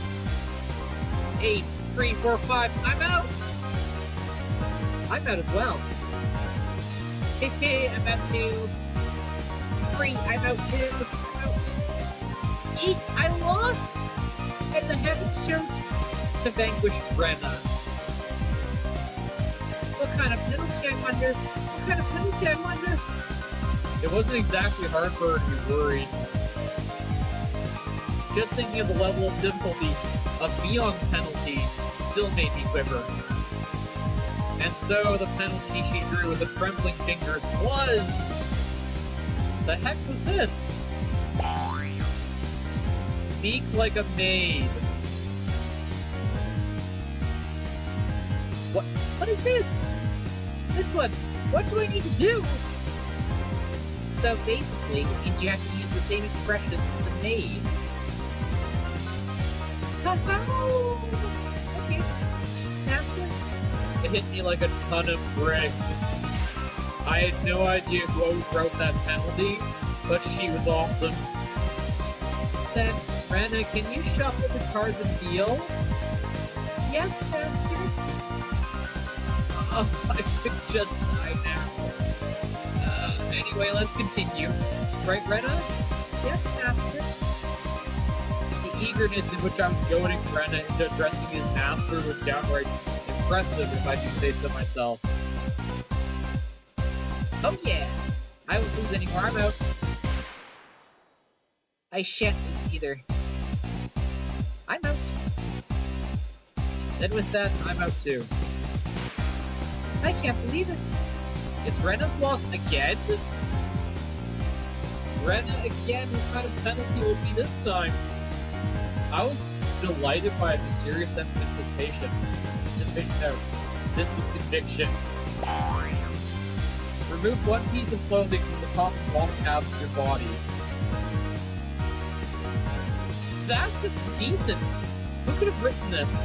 My face reddened in anger. If I didn't yell out something, I wouldn't be able to hide my shaking. Who did write that? God, please give the man a Nobel Prize. That would be an ignoble prize. Not good, not good. What was I thinking about? What I was thinking about was written on my face. Oh, Peach. Rena begged Neon with teary eyes, but everyone knew Neon's answer already. Nope, won't go easy on you. You lost, so take it like a man. Understood, Master. I'll undress. Wow! I looked around thinking someone else would probably stop her, of course, but I wasn't exactly trying to stop her either. Then I heard a rustling of clothing, the sound of her skirt hitting the ground sent my heart racing. Is this fine, Master? I looked away like a gentleman. But these club activities need to be ruthless after all. Oh, she had her gym clothes underneath. Keiichi-san, whatever were you expecting? Certainly could not have had her stripped if she weren't wearing clothes underneath. Sadako poked fun at me, but right now I couldn't hear it. Not that, Kei-chan. This old man never even thought you'd go after her like this. You got it all wrong, I didn't write that one. Master didn't write this one? Her squirming around her PE clothes made it impossible for not to feel anything. Calm down, Kate Barbara. Neon probably wrote that one and planned to go after me as I panicked. Can't fall for a trap after knowing it's a trap. Clear your head. calm down, assess the situation. I was determined to take my way out of this. And the answer was quite simple. I win. Then I become God. I who have already entered the domain of godhood. Who would dare stand in my way? It was like they were pulled to me, magnetically. I was picking up aces and twos like nobody's business. Eek! How could my luck with the draw be so bad? Sadako lost, right? I'll draw the penalty. Speak like a little sister. Ah! Fine. Oni-chan! Yes, pleasure making this rat disgrace herself. This old man loses again? John's lost, right? I'll draw it out. Wear a girl's school swimsuit. No! That one I wanted Gage-on to get. Yes. Neon's despair was like sweet honey. Master, I lost again? Rena lost? How many punishments did they write? There should only be 5 left. Well, there should only be 5 total. That's the first place resting their head on your lap. Oh, this outfit, Master. Yeah. She's not wearing a skirt, so that's her bare legs. Dick, Oni-chan, you're too good, Sniffle. Sadako lost again? I'll draw it. Obey the person in first place. How would I give you a shoulder massage? How would I give you a shoulder massage? Fine, Oni-chan. Come on, do it a bit harder. Don't use your nails. I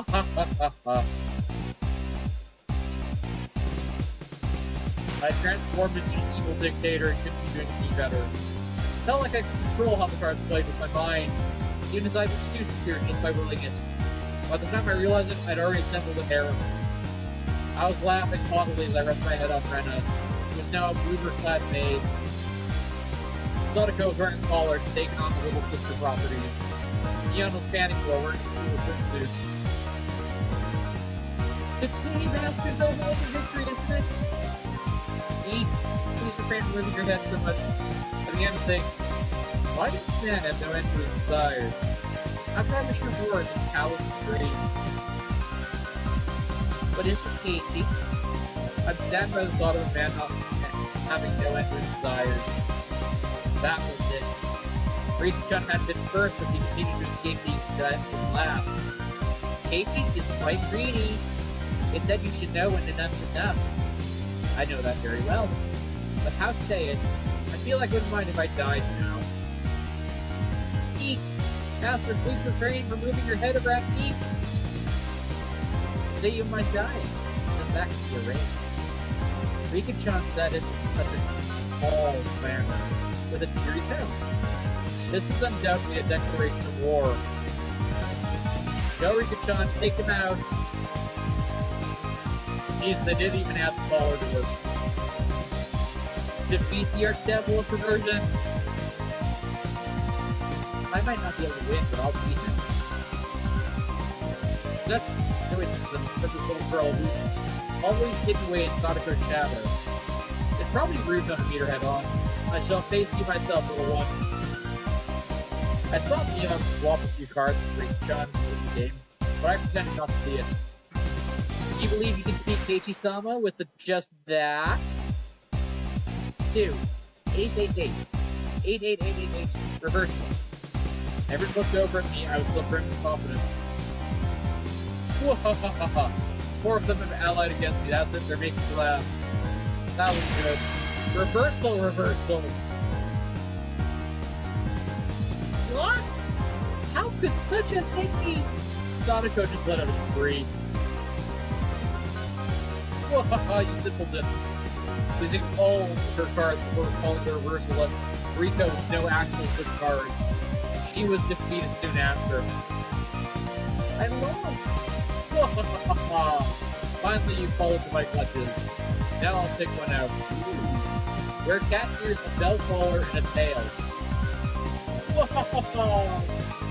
Even the penalties were as I wished. Rika-chan hung her head and flipped 3 holy artifacts. It's questionable as to why such a thing were in Neon's locker, but since I had no objections, I didn't ask. Oh, that's cute. Oh, it's so cute, how? I felt like I'd become Brenna. This was definitely cute. Cute, isn't it? Isn't it? Oh, what you girl? That wasn't me talking, that was the actual Brenna. You. As Rika-chan mimicked a cat, teary-eyed rings of smoke escaped from Brenna's ears with audible poof. Rika-chan must take you home. Just for a while. Don't do anything strange, nothing strange. I see we still have one trip left. Neon gasped and dropped her fist toward the open wall. Brenna must. She can take me home. After Brenna beats Keiichi-san, she can. They thought that Ren in Cute mode would be able to defeat me. Would it be that easy? Opposing is the same as opposing God. I teach them their place. How preposterous that Brenna can't defeat even. For a moment I didn't know what was going on. The 52 cards dance, fully free between Brenna's hands like machinations of a master magician. In the middle of those flowing cards was Brenna's ecstatic expression, her head bobbing around. Shall we? Hurry. My whole body knew it already. I was going to lose.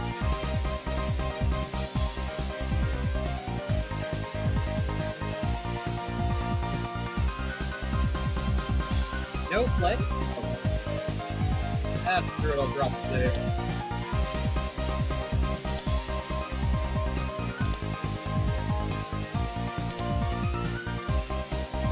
Nothing to play, Kei-chan. And I'm out. Everyone cheered, I was spent. Phew, I got no regrets, God. Thank you for letting me dream a little. Now then, I'll take one out. Keiichi-san penalty, this is it. Everyone keeps in unison, faces flicking through the text in my face. All day today, I did as I pleased. I do whatever it is, what's on the air. All? Huh? Oh no. Every penalty up until now. What the heck? Keiichi-san should not have been speaking like... Should you not be speaking like a little brother? Yes, Sony-chan. Whoa! This is quite addicting. I still have you on my shoulders. Keiichi-kun, I don't need the lap pillow, so is the other one okay? Yes, master. Oh, Keiichi-kun, that's so cute! Say it again. Ew, please spare me, master. Brenna passed out with his real blood streaming from her nose and fountain. My dignity was being trampled more than a communal doormat. Next is from this old man. I'm gonna have you family for a good long while, you know. Whoosh, whoosh. Oh, almost forgot. You need to wear this, don't you? The school swimsuit. This is for the girls. Can't I just wear one for the boys? Yes, written here. Wear a girls' school swimsuit, as you can see. Sonoko was like a loan shark. Actually, me trying to escape reality as fast as possible is pretty normal, if I do say so myself. But whose school swimsuit am I going to wear? If I were one of yours, you wouldn't like it, right? This old man doesn't care with that kind of stuff at all. Think of it as a little benefit. I'm not that shape, so I think you and Kei-chan can fit into this one. The executioners surround me, wagging their fingers. No!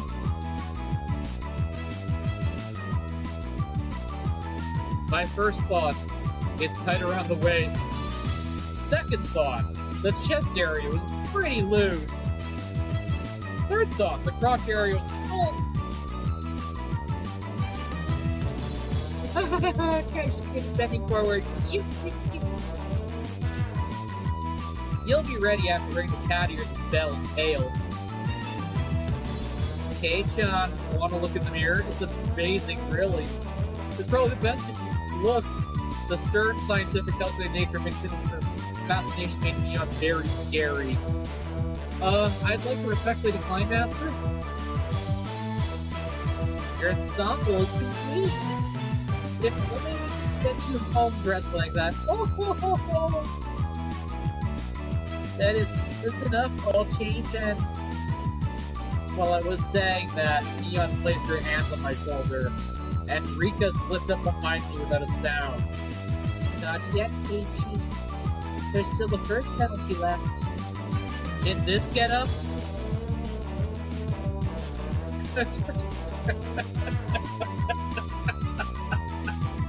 Yes, half the damn principal's head holding head, even though he's a martial arts expert.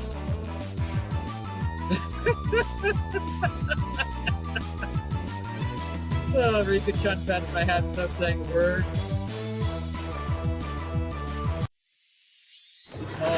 Oh, here we go. Sir, excuse me. Yes, please come in. I stepped forward to the principal's office, my bell collar jingling adorably. The principal froze solid with a smile on his face as he saw me. I couldn't blame him. In this sacred place of study, specifically, in his office. So I said excuse me as I entered. The sight of a person entering with a school uniform, school swimsuit, cat ears, a collar, and a tail. And for it to be a young male student. Without a doubt, any normal person's psyche would have stopped cold. But this could be explained. We'll call it the uncanny valley of camouflage, if you will. But humans see others, they can only be an act after confirming this is human. Meaning that if he could not comprehend what is in front of him, then in those moments before he could begin fully processing the situation, his mind was completely blank. That was my one and only chance for victory. My penalty. Rubbing the principal's head. Principal, I challenge you. I heard what sounded like a shishing 3 times. His 3-gauge super... The principal said one thing to me. What does it mean to be a man? And in that heart...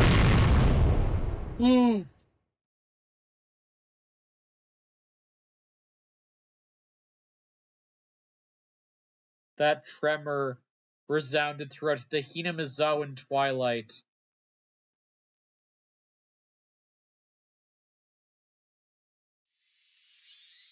Oh well, I guess the story's over. Keiichi died. Just kidding.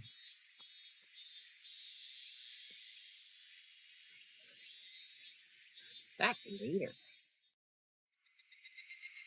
Rena was given permission to caress Rika-chan's head as much as she wanted, so they headed home together very pleased. Once again today it was just Neon and I going home. Man, that was intense. I didn't know Kei-chan was so good at president. I was more surprised than anyone. If I was playing with the guys, I wouldn't have been that strong. But still, it was pretty bad being carried off on a stretcher in that outfit. Would have probably haunted me until the day I die. But that's fine, isn't it? You're able to do something to boast about for the ages, too. How? Well, when she says it like that, we both smile at each other. Oh, we meet again, Keiichi-kun. It was Tomotaki-san! I felt like I've been running into him quite a lot often. Hey, take any good pictures? Well, a few, so... Tomotaki suddenly leaned over and whispered in my ear, You sure get around. Today you already have a different girl. It's not like that! No need to hide it. It's important to get the look. Lots of experience when you're young. Something I did a lot in my 20s and early 30s. Because Tomotaki-san let out such a crude languid laugh, Neon knew what we were talking about without even hearing his whisper. I've heard through the grapevine that Mr. Tomataki is quite the catch himself. Oh no, that wasn't my intention. Sure. Keep up the good work and take plenty of pictures. See ya. Mion really wanted to get rid of this love quickly.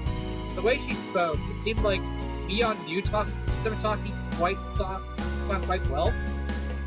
How's the year treating you, mister? Staying until Higarshi? Yep, I plan to. After photographing the festival, I plan to head back to Tokyo. Being a photographer sure is easy.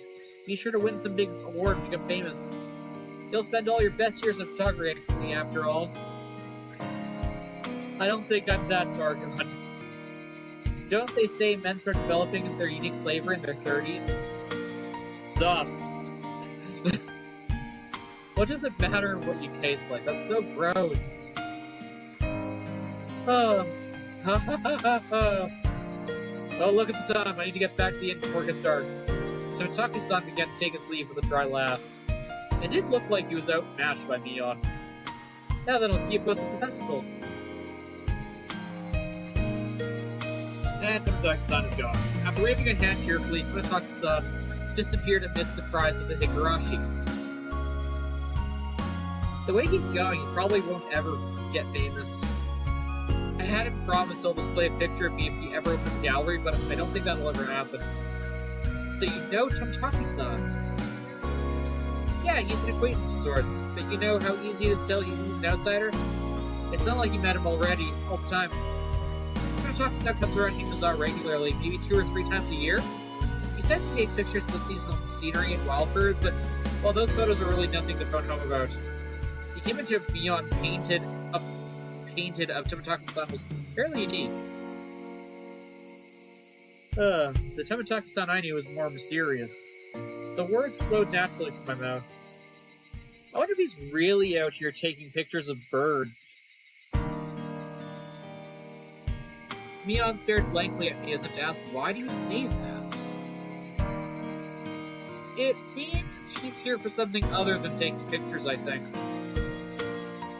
Don't you get that feeling? Like about that incident of dismemberment? Oh, you too? If so, you got good instincts, Kei-chan. She agreed with what I thought, but it was quite different how she said it. You knew about it then, Mion? Of course. He might be able to pull one over on everyone else, but he can't fool this old man. Mion was posturing pretentiously, but I had easily come to a very different conclusion from what she was imagining.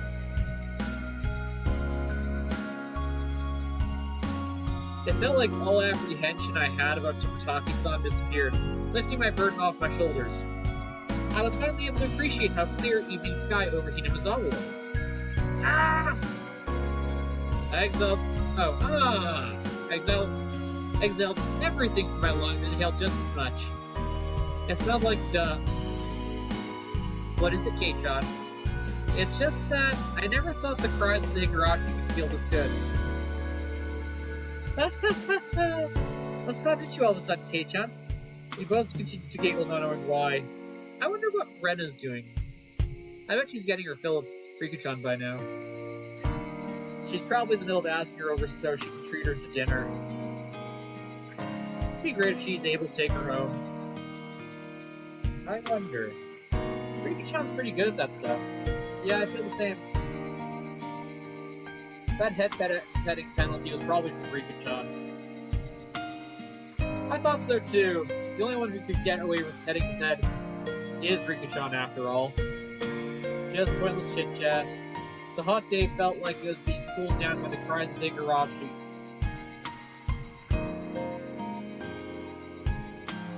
Something running through.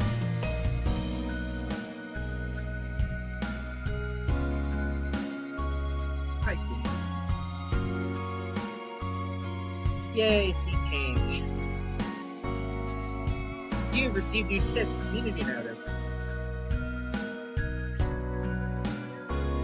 Few new tips. Okay, let's see what this says.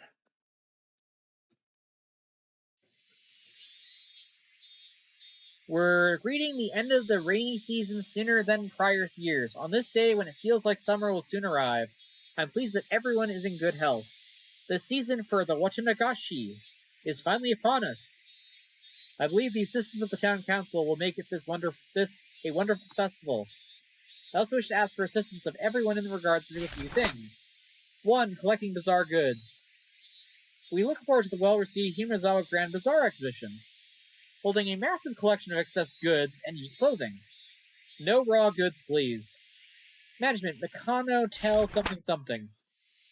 Recruiting Little Festival Drum Dancers. The renowned Little Festival Drum Dancers group, known as for its careful choreography, the Shafu Society, is taking last-minute participants. We're looking for any showboat elementary or middle schoolers. Management, Kimishiyoshi Tell something or other. Taking donations, number 3. We're accepting donations in multiples of 1,000 yen.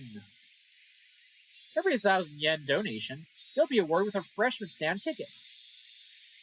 Management, Sonozaki. So probably Neon's parents. We're also always taking suggestions for ways to improve the festival at all times. If you have any interesting idea, please call Kimiyoshi at triple something X. There is a $200 yen refreshment stand ticket attached below the cut line. Okay.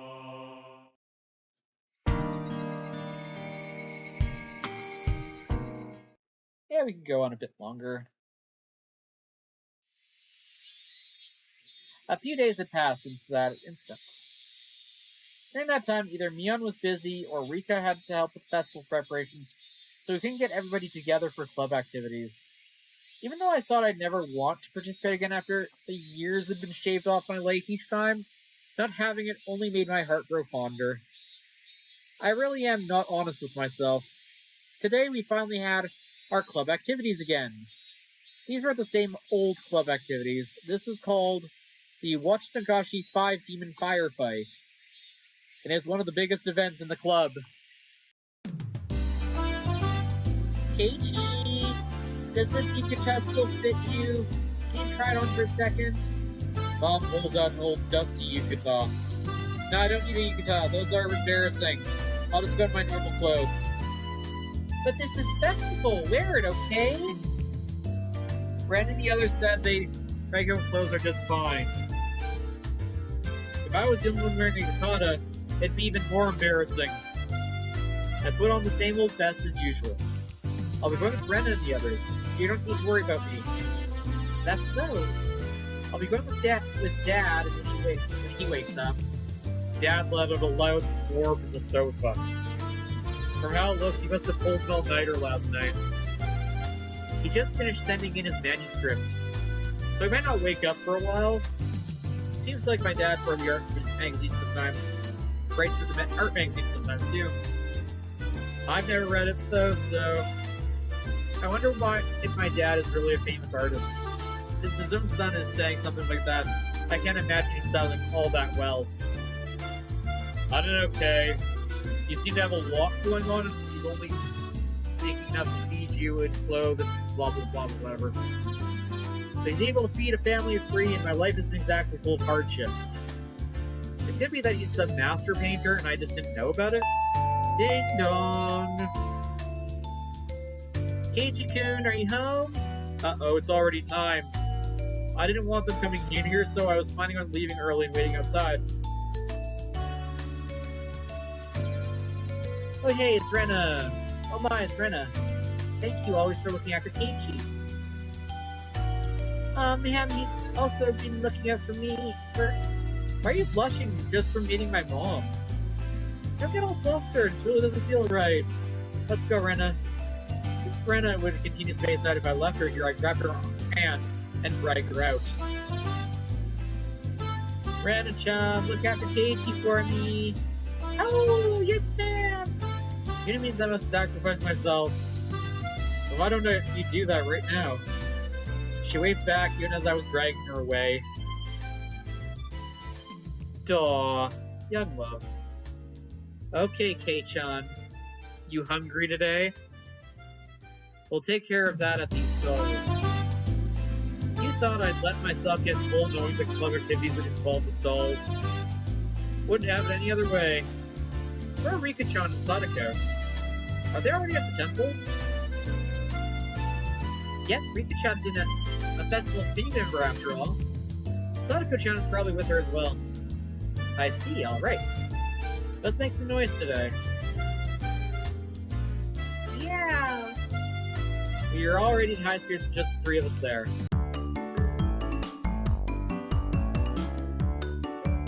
It was way more lively at the Furude Shrine than the last time I came here, far exceeding my expectations.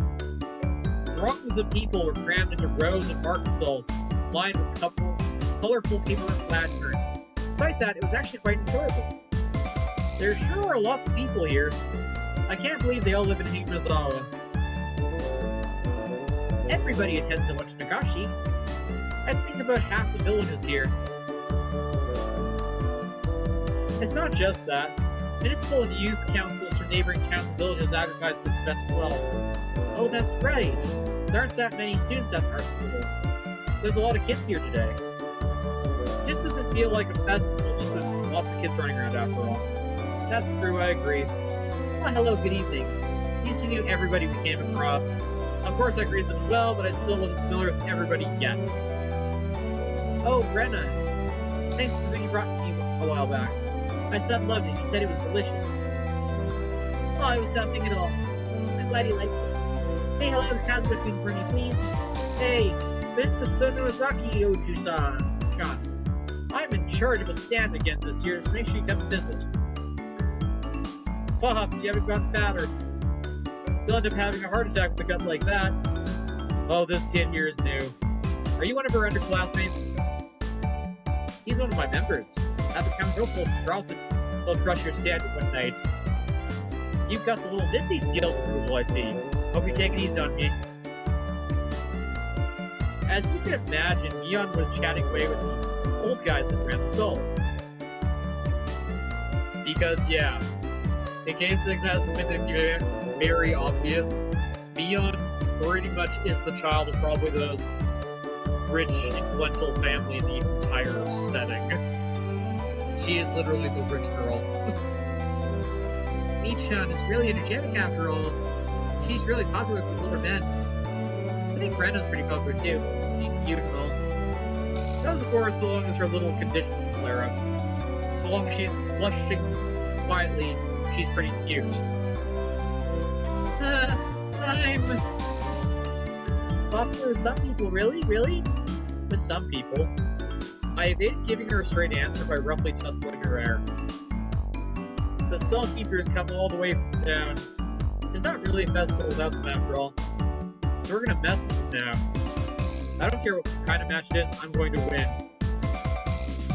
Oh yes. I'll try to. Jeez. Huh. Hey! You're all very late. It's unacceptable to keep a lady waiting, Gage-san. Oh, my bad. There was this lady I kept waiting. What? Did you just say? Alright, Sadako, I was in top form as well. Seems she was all excited about being able to get everybody in the club together for the first time in a while. Whoa, Rika-chan! Cute! Rena let out an elated sigh. It seemed like the real lady had made her appearance. Jeez! Yes, Rika's the shrine maiden. And yes, she's adorable in that outfit. Good evening, everyone. Good evening, Keiichi as well. Woo! Looking good. You're looking sharp again this year. Cutie! I'm gonna take you home. Rika-chan was wearing a shrine maiden outfit. Yep. Rena's little outburst was completely understandable. Rika-chan's clothes sure look like the real deal. Because they are. Is that a real shrine maiden's outfit? My grandmother made them by hand. They're quite authentic. Rika-chan has an important task at the end of the festival, so she's wearing it. I see, Rika-chan was on the executive committee because she performed all of the Shrine Maid rituals for the festival. My work is only during the finale of the festival, so I can still play for a while. We can't afford to waste any time. Let us begin. Alright! It felt good to wander around the festival with just the 5 of us. Mion called everyone over to the stand that caught her attention to prepare was a rather odd competition. Taiyuki eating race. Everyone has to buy their own. Ready, go. As standard, in vendor stalls, the taiyuki stand. What was especially standard for these kinds of events was that they were simple balls of dough, takoyaki in name only. It burns! Are you okay, Keiichi-kun? Have some water. My, eating those stalled takoyaki whole is a suicide. I guess the trick is to buy the ready-made ones that have been left there for a while. They really don't taste good. The stall next was shaved ice stand. It's still a bit early in the season for that, but right then it didn't matter. Let's do shaved ice this time. The shaved ice eating race. Ready, go! Shaved ice eating race, I can't! As long as you can melt it a bit with your body, then it's so cold! Not smart. This old man ordered plenty of syrup. They'll melt quickly when it's mixed up. Those fuges are too late. The moment they chose to tackle Ted on with their downfall. Phew! In it! Kei-chan is done? That was too fast! It could be! Keiichi-kun, you didn't add water from the goldfish tank on you, did you? That can't taste very good. Next was another old favorite. A cotton candy stand. Why don't we do this one next? Of course, it's a speed eating contest. Hey, how do you eat cotton candy quickly? Ow! On Sadako's mark, Mion, Sadako, and I compressed the cotton candy with our bare fists. The time it took to stick the whole thing in our mouths, 3 seconds. I expected Sadako to figure it out, but I didn't think Kei-chan would too. I can't even treat you like a newbie forever, can I? It won't taste very good. Rika-chan has also crushed it in her hands and stuck in her mouth. This is probably the only place to end where people eat cotton candy like this. I think only Brenda's cotton candy was happy with how it was eaten. But I feel like we'd end up doing stuff like noodles to the nose contest or doing water pump at the goldfish food at the rate things are going. This old man will probably still win too. I'm simply no match for Mion-san when it comes to eating repulsive things. Yeah, seriously. What's up with you guys? Are you telling me you don't have a blue Hawaii top yakisoba eating contest? Shake, shake, shake. Both Sadako and I shook our heads in unison. Can we have a game that doesn't involve food this time, can we? Rena's proposal was a godsend. There's no time we played a different game. It also seemed like neither Rena nor Rika-chan were any good at speed eating or gorging themselves. Okay, Ren, I'll let you pick out the next game. Anything's fine. Well then. I'm going to be the judge. Why the you think some of us rounds? You have 1 minute. Fine, baby. I know exactly what Rena likes. Alright. I think I can do that. Ready, go! Oh, fire Keiichi and Rika starting. Why not? Mion and Sadako dashed off madly, but Rika and I calmly stayed right where we were. Could it be you've already found it? The cute thing? We've already found it, Keiichi-kun. Keiichi-2? Yeah. What is it? I can't wait! Both Rika and I stood motionless for those few moments before Mion and Sadako to return. This is probably the first time we've gone head-to-head like this. It will be the first. Rika-chan, I expect you to win this battle, huh? I remember it was fun as well. Win by any means is our society's third rule. Rika-chan sneered at the best of her ability. You're on. Both Neon and Sadako came back, each with their unplanned attack stuffed in their arms. Okay, then let's go in order. Let's start with Public President Nichan. Too bad, you guys. I'm ending this now. This old man brought this. Where did she get those? They were old tin can diamond-shaped signs. Clem curry, snake coil incense, and ornament seed. How about that? That's very understated. A little too understated, Neon. I used to see those stuck up on barbed wire fences. They're more nostalgic than cute. Can you explain part of that as cute? But there were puffs of snow shooting out from Brenda's ears and nose, almost like a steam train. I didn't get it. I shall be up next. It is this! It is a hand-drawn poster for the Ladies' Society's roast pork stall. It was a really bad sketch done by a housewife. An anthropomorphic roast pork drawn without any sort of real plan. Its very existence invited a sense of sorrow to the viewer. Beep! That was the sound of blood jetting up from Brenna's nose. It seemed to have been a higher rate than Neon's. I really didn't get it.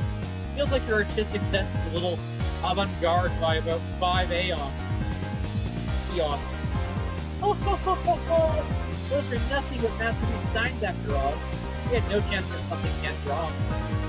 I couldn't even begin to follow the way those guys were thinking. Then I will be next. Next is Rika-chan, is it? What can you even do without anything? Did you and Sadako both forget? If Rika-chan felt like it, she could simply, after moving back and forth 10 yards, she began to waddle up to Rena. Seeing that, both Mion and Sadako gasped. Oh no! Too late. Rika-chan tripped over nothing, then laid motionless after falling. Rena hurried over to her. Rika-chan, are you alright? Alright? Rika-chan had a lump on her forehead, tears swelling in her eyes, only fingers peeking out her sleeves. This was the vital part. The palms of her hand were covered by her sleeves. She made a single sound. Oh no! I'm gonna take you home! I'd completely forgotten that. The blade that I personally had to use. Rena's face went completely red, her head bobbing back and forth with excitement. She embraced Rika-chan and began rubbing her cheek against her. I expected no less from her. Not a single element was overlooked.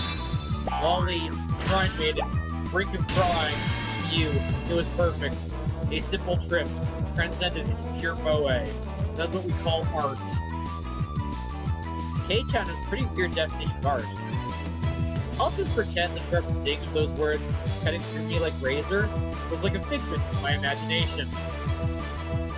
Rika-chan turned her gaze to me while daunting smile as she caressed Rena, who was in full cute mode. Now, Keiichi, can you beat me? That full smile is frightening, Rika-chan. It must be my imagination, but I see a demon inside her sometimes. Kei-chan seems to have his unplanned attack. I wonder what he's going to show her. That's what we should observe the play Keiichi-san will make.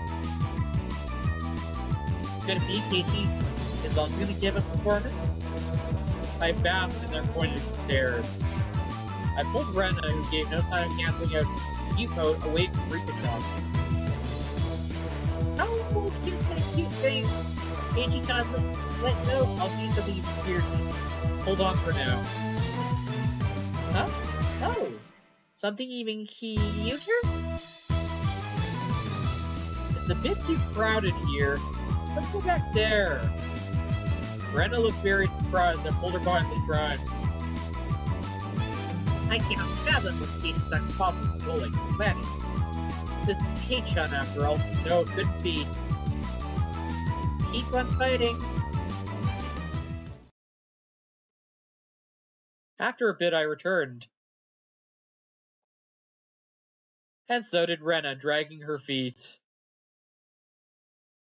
There's no way that scoundrel Kei-chan did something to innocent little Rena. Mion and Sadako passed by me, head straight to Rena. What exactly did he do? For a moment, Rena was too dazed to realize someone was talking to her. Gasp. Oh, it's Mi-chan now. Rena, are you alright? Did Keiichi do anything to you? No, he didn't do anything strange to me. How? This is quite severe. Exactly what did Keiichi-san show you? It was so cute! Oh, cute. What did he show you, Rena? Rena let out a really long howl. Her eyes sparkled as she spoke. Cute, so cute. It was Keiichi-san's first kill. Whoa. In the blink of an eye, Mion and Sadako's elbows smashed in my face. Huh? What? Showing Rena something so dirty. You sick pervert. I shall have you beaten into oblivion. Wait, you got it all wrong! A dark, bellowing aura flowed from Mion and Sadako. It was no good, they're gonna kill me. Mi-chan, I'm not sure it's quite on, you got it all wrong. See, Keiichi had... It's a first seal keychain. Rena stuck her hand in my pocket and pulled out my keychain. Yeah? He said he didn't long ago for one of his summer school assignments. He said he doesn't show it out to others often because it's embarrassing. Yeah, so small and cute? He tried his best to make it so wonderfully. Oh, this little man thought you meant it was Keiichi's cute little fur seal. Oh, I expected a lesson from the young son. You misconstrued things in the wildest ways. They spun insults to each other, looked like they were ready to tear into each other at any second. I beg of you, if I'm in the clear, would you mind getting off me? Click. You're interrupted by the flash of a camera. Hey guys. You seemed energetic as usual. It was Tomitaki-san. As I lay crumpled on the ground, Mion and Sadako took thicker above me. Rika-chan was patting me on the head and Rena was still in Kyu mode. It was probably quite the lively scene. It's fine evening indeed. Although it's rather poor etiquette to photograph a lady without her permission. That's right, at least you don't make Sadako's permission. Ow! Sadako dug her heel into me. Good evening. Are you heading back tomorrow, aren't you? Be able to take lots of good photos? Thanks to you. We have plenty of good shots. Tonight's the last night we see old Tomitaki-sama, isn't it? It's such a shame. You're gonna have your major breakout soon. Just as rude as ever, aren't you? I really am sad I won't be able to hear the voice of yours for almost half a year. Be sure to have as much fun as you can tonight. We'll be back to Tokyo tomorrow after all. That's true. It'll be another 6 months until I can enjoy another night where I can see the stars. Tomitaki-san looked up at the night sky cheerfully. At that moment, even though he was smiling, I could sense a bit of sadness. Why don't you move here, Tomitaki-san, in Himizawa? Tomitaki-san was speechless. It's not very convenient here. No shops, or recreational spots. It's not much. There might not be anything really here, you know. I already knew what I was trying to say. Tomitaki-san was also aware. So, Rena, Mion, Sadako, and Rika-chan None of them butted in. I've only been here for less than a month, so I don't really know anything about it. Normally I'm a really talkative guy, but in a situation like this, I'm a loss for words. Even though all of this was happening in such a boisterous setting, I feel like there's all the background noises faded into the distance. This place is probably... I'm gonna talk to Sunrise to his hand on the gentle silence me. Thank you, H-Kun. Mian-chan, Ren-chan, Sadako-chan, and Rika-chan. Tomotake's smile was so slight it looked as if it was going to crumble any minute, but it was warm. I was thinking it'd be great if I could live here. Those might have been cruel words coming from a kid to know he didn't need to worry about working to feed himself. A hand touched my back. It was Rena. H-Kun, you shouldn't pick on adults, it's not nice. The background clamor of the vessel returned. I'll be seeing him for a while after all. I need to make sure Tomotake's also enjoys the night. When Rena smiled, the mood instantly got brighter. That's true, I don't think I'll just do that. Hey Mia-chan, how about it? Really Tomotake's in on our club activities? That's a great idea. Or so I thought, but Mion had a snobbish look on her face. One of their parts of membership was the residence of the Imazawa, you see. Come on, Michan, just for today, don't be mean. They just come around here often every year. I'll make him an honorary citizen. Oh, yay! Now then, wonder if this HK level, well past his prime, will be a match for me. Let's have him show us the wisdom of a mature adult. Can he keep up with us, young'uns? Tomotake's stepped up back slightly at her audacious grins. I'm Mian Sunazaki, Club President. Here tonight, authorized honorary citizen Tomotake's entry into our club. Her words were quickly grounded up by our cheers. What do you mean by club? Well, our club does, you see, in order to cope with our complicated society, we perform various activities and various rules. Sometimes they're in your big favor. Sometimes they work against you. I'm pretty weak, so I'm free not to single me out. Let's try to get along. If she wishes to offer challenge to the game, this will be the perfect opportunity. We'll leave you with nothing. You won't even leave the hair on your butt. So it's a club where we play games together. Of course, Rika-chan was the only one who gave an answer that made sense. Alright, just what I wanted. I'll take you up on that challenge. Now that you're up on my ventures, Tomotake's son got riled up and did his victory pose when he was 10 years younger. That's perfect.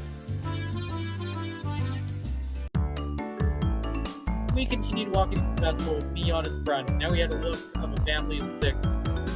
It had some intensity to it. Same rules as always, the loser will of course be subject to penalty. Tomotake's son was surprised a bit, but to us it was just the same as always. Regardless how terrible a penalty was, just don't lose. Rena was also brimming with determination. Didn't have any intention of losing, that's true. I tossed Rena's hair to lighten the mood. She giggled to hide her embarrassment. I see, so this is what it means to feel like a kid again. Tomotake's-san whispered that to nobody in particular. At this moment, we heard an old man calling out in a strong voice. Look over, I realized the man Mion had greeted right before the festival.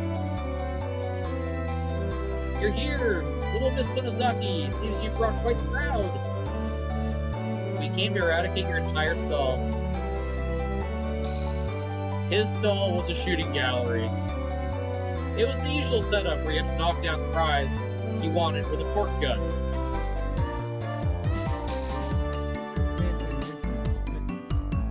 The rules are simple. 3 shots. The winner, whoever gets the biggest prize. Everyone shouted their agreement. There was no need to consider how to win, since the condition for the victory was simple. Size. Yes, size does matter in this context. The biggest prize in the stall, it went without a second question. It was that one, wasn't it? Oh, that teddy bear! Cute! Oh god, that voice. Doing that voice is kind of weird on my throat. Rena was gazing longingly at the large stuffed animal. It was intentionally placed on the unsteady platform so it'd be possible to get it if you hit the right spot. It's magnificently set up to make someone think that. Not bad, Casey-san. I figured you'd see through the scam instantly. The most logical course is back to this candy or doll. The intent analysis had already begun. In this club, you will get alive if you don't come prepared.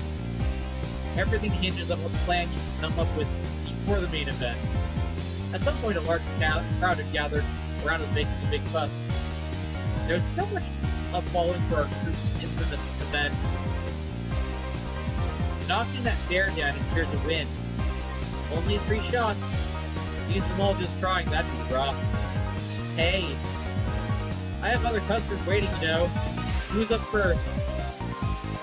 The first one has the advantage being he is able to aim Easter prizes, but it's dangerous to compete without knowing the gun's works. Yamatake's take on the situation is pretty good. He gets what our club's about. Well then, Speaker, how about using rock, paper, scissors to decide how about? That's really the only way. Rock, paper, scissors. After a couple matches, it ended up with Neon being first. I didn't want to end up being first. Oh well, I guess I'll just think of it as a handicap. Gramps gun, here you go. When the shooting range guy handed her a rifle, Neon looked it over intently. She didn't forget to check the cork bottle with it either. Okay, this gun is brand new, isn't it? No faults, not bad. Neon raised the gun in one swift motion. It was completely different for a careful inspection. She was shooting from the hip. Fire, reload. Fire, reload. Fire. Lock. Flop, flop. 3 candy boxes fell one after the other. A big haul. The crowd paused a moment of awe, then erupted in cheers. Whoa! Awesome! That was quite good! Yamatake's-san was at the lost words I've seen from shooting prowess. Amazing, Michan! 3-3! Her accuracy was incredible, and her choice of targets wasn't bad either. The 3 Neon had gone after were fairly large and pretty easy to knock over. They were all targets within a very high return on investment. Yeah! Who's up next? Sadako? Careful, the bullets are light. Next was Sadako. The rifle looked a bit big for her body, but it didn't seem like he had any trouble with it. Of course, I would eat the grand prize. She proclaimed that she was going after this teddy bear. Damn, Sadako, such a bold move. The moment she knocks it over, she's guaranteed to be in first. Good luck, Sadako-chan. Sadako is the opposite of Neon. She aimed the target quite carefully and squeezed the trigger. Bah! These bullets are too light. The first 2 bullets struck the bear in the torso, but it only shifted a bit. You need to aim higher towards the head or it won't work. Sadako's third bullet wasn't aimed at the bear, but at a candy box below its arm. I hate to say it, but it appears the bear is too much for me. She went boldly after the big cat, but since she switched over to a less impressive print at the last second, the crowd only gave a straight laugh. Were they laughing because she lacked courage? These fools know nothing. A fine attempt, Sadako. You got better. The palm of Neon's outstretched hand went as she tapped like her Sadako. She appeared to just be talking hot air, but this was actually completely calculated. Damn that Sadako. Just to avoid being in dead in last place, she dared switch over to these targets. Without shame or honor. Magnificent. I'll allow you to take the bear, Renaissance. I pray for your victory. Okay. Thank you so much, Sadako-chan. Oh, there's so cute. Rena was up next. She could hit the broadside of a barn as a regular Rena, but she said that bear was cute. I wonder how Rena will do. I hope she's able to at least hit one. You underestimate Rena, Tomotachi-san. It's Rena, you know? Rena Ryugi, you know? It was just to get that teddy bear. Whoa! Tomotachi-san wheeled around to see that all the coach inspector came. It was just to get that bear to be able to shoot through a pinhole. The one known as Rena Ryugi could do anything. Shaking. Oh, cute! Rena couldn't hide her excitement over the bear's slow rocking. Now Rena couldn't lose. Not bad, Rena-san. The less flexible you become, the stronger you get. Woo! Another big cheer. Rena's bullet hit the bear's forehead again. Not enough. The bear seemed to wobble more than before. But it might not be possible. You never know. With Rena still on my beat. While Tomotachi-san was just excited as the crowd, Rika's analysis was not swayed by emotion. If Rena had 10 more shots, then she surely would have knocked it over. So just one more, no matter how you look at it, no go. Poor Rena. Oh. The crowd let out a dejected groan. She had shot right at the forehead 3 times. It was a bit late, but they gave her a good round of applause for the attempt. Oh, there's son, take him home. She didn't praise for her valor, she had no trophies to show for it. At that moment, the old man flicked one of the candy boxes with the finger handed to Rena. This is for you, little lady. You're giving this to you? The gods would forgive me if I let you go home at the end after such a display. There's another shower of applause. God, I wish all people were that nice. Oh well. Rena turned bright red and I pulled her back over to his fire hand. You did a good job. Your teamwork really surprised me. Oh, me one Mr. Bear one. It's easy to see that it only needed a little more to be knocked over. Rena had done quite a lot for me. I still need to pay her back for that delicious picnic. Alright, then I'll get it and give it to you. What? Tomotachi-san, I'm still the words right out of my mouth. Okay, you Tomotachi-san. Good luck. Damn you, old man, Tomotachi. You have a good part for yourself. A small hand stretched over and fell gently on my stem before I was overcome with frustration. You keep fighting too, Casey, okay? Tomotachi-san carefully studied the bear. Setting his sights, he shouldered the rifle while holding the other 2 shots in his hand. Why is he doing that? Yeah, no doubt. Tomotachi-san is aiming for...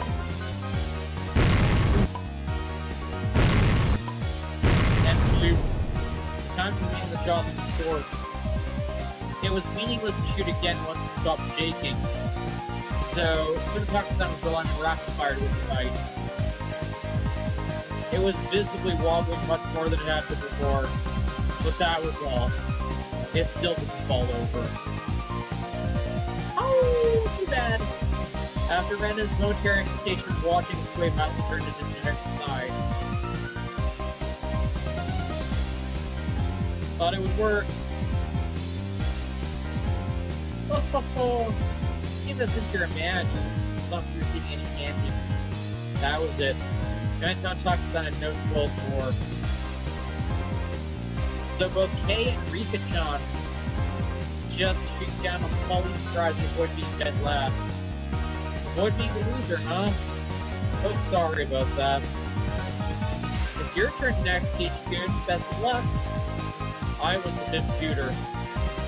I took the rifle from Tomotachi-san.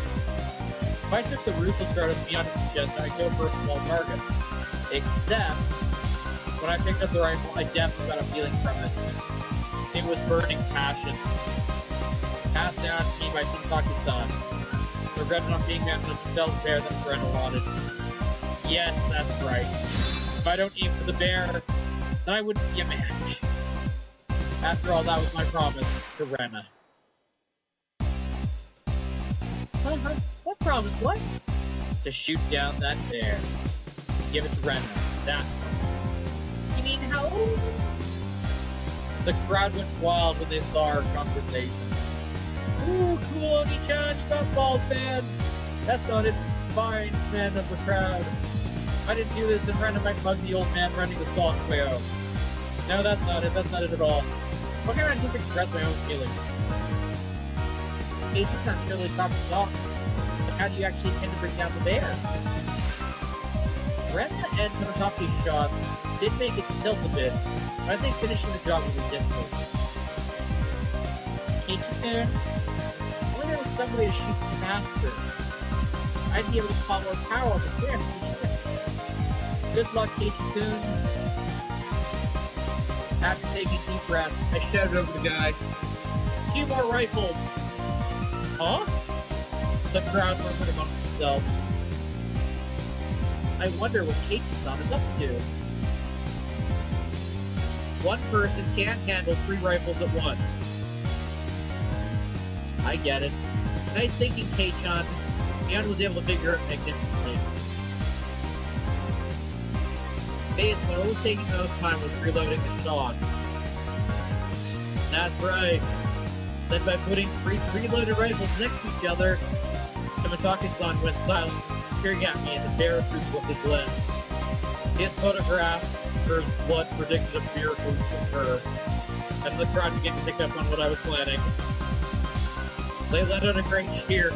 They chanted my name, K.T., K.T., K.T. Rapid fire is the key. I missed all of this for naught. Phew! After letting out a deep breath, I paused. Relax. Now!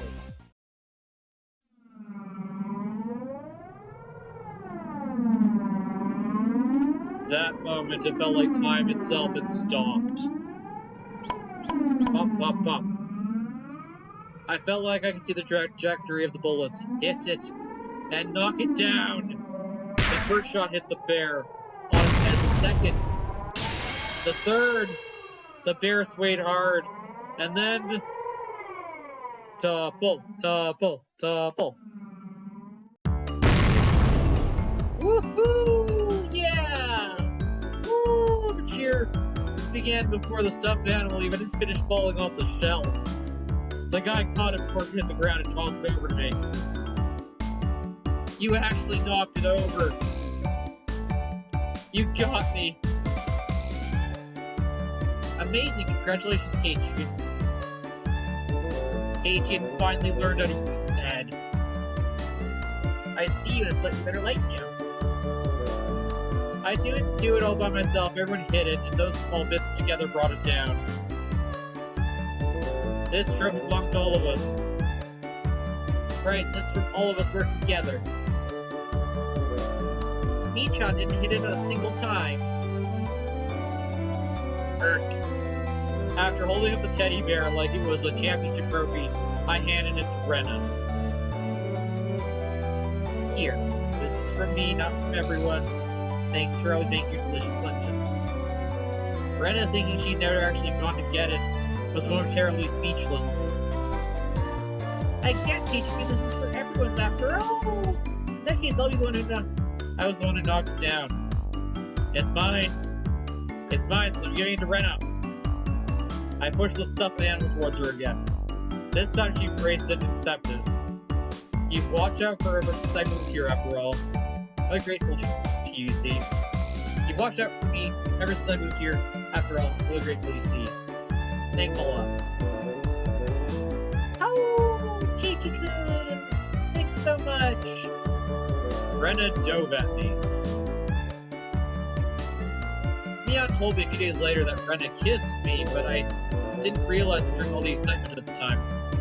I remember I was trying to say to Tamakaki-san earlier, there isn't much of anything here, but there's a lot of things you can't find anywhere else. I gained a lot from Hinamizawa, especially at that moment. The crowd's cheers echoed on and on. From the altar set up in front of the shrine, the drums sounded with a booming echo. It was the finale of the festival. I'll be going off ahead then. Uh-oh, I need to go get myself a good spot too. Well, then everyone's seen a bit. Both Rika-chan and Tomotaki-san gave their farewells and disappeared into the crowd.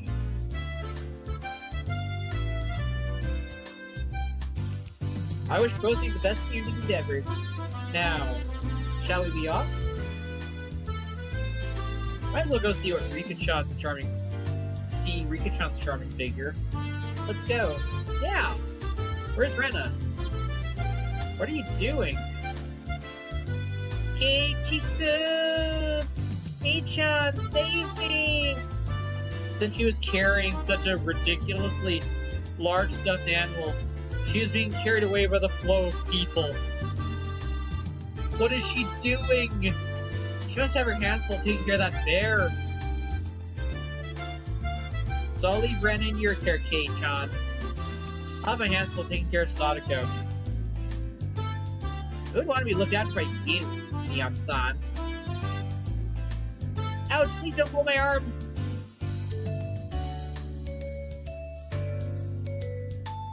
Before losing sight of Mion, I grabbed the back of Rena's collar. Keiichi-kun, not there! Don't grab me there!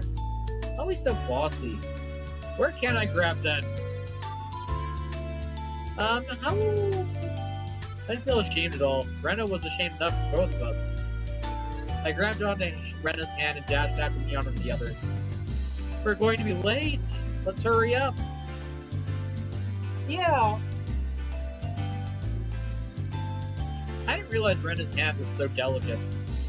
Maybe she needed a bit more exercise and nutrition. That wasn't what I meant at all. My ears burned. I tried to keep calm. I repeated the phrase, "Keep it together, Keiichi-bar," in my mind, but it didn't look like I was able to do anytime soon. I really didn't want Rena to see my face right then, so I pushed onward, dragging her along without looking back even once. There was already a huge group of people gathered at the altar from the shrine. The fire at the altar made it bright as midday, just as hot. There were piles of futons warded with sanctified rope in front of the altar. Come to think of it, they didn't say this is the festival or they did something with the futons. Yes, cotton drifting. Keiichi-san! And we're at time, so I will save. And we will finish this stream off. Ugh. But first we have to save.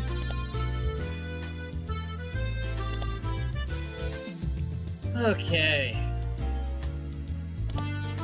And we go to menu again. And we quit out. Awesome.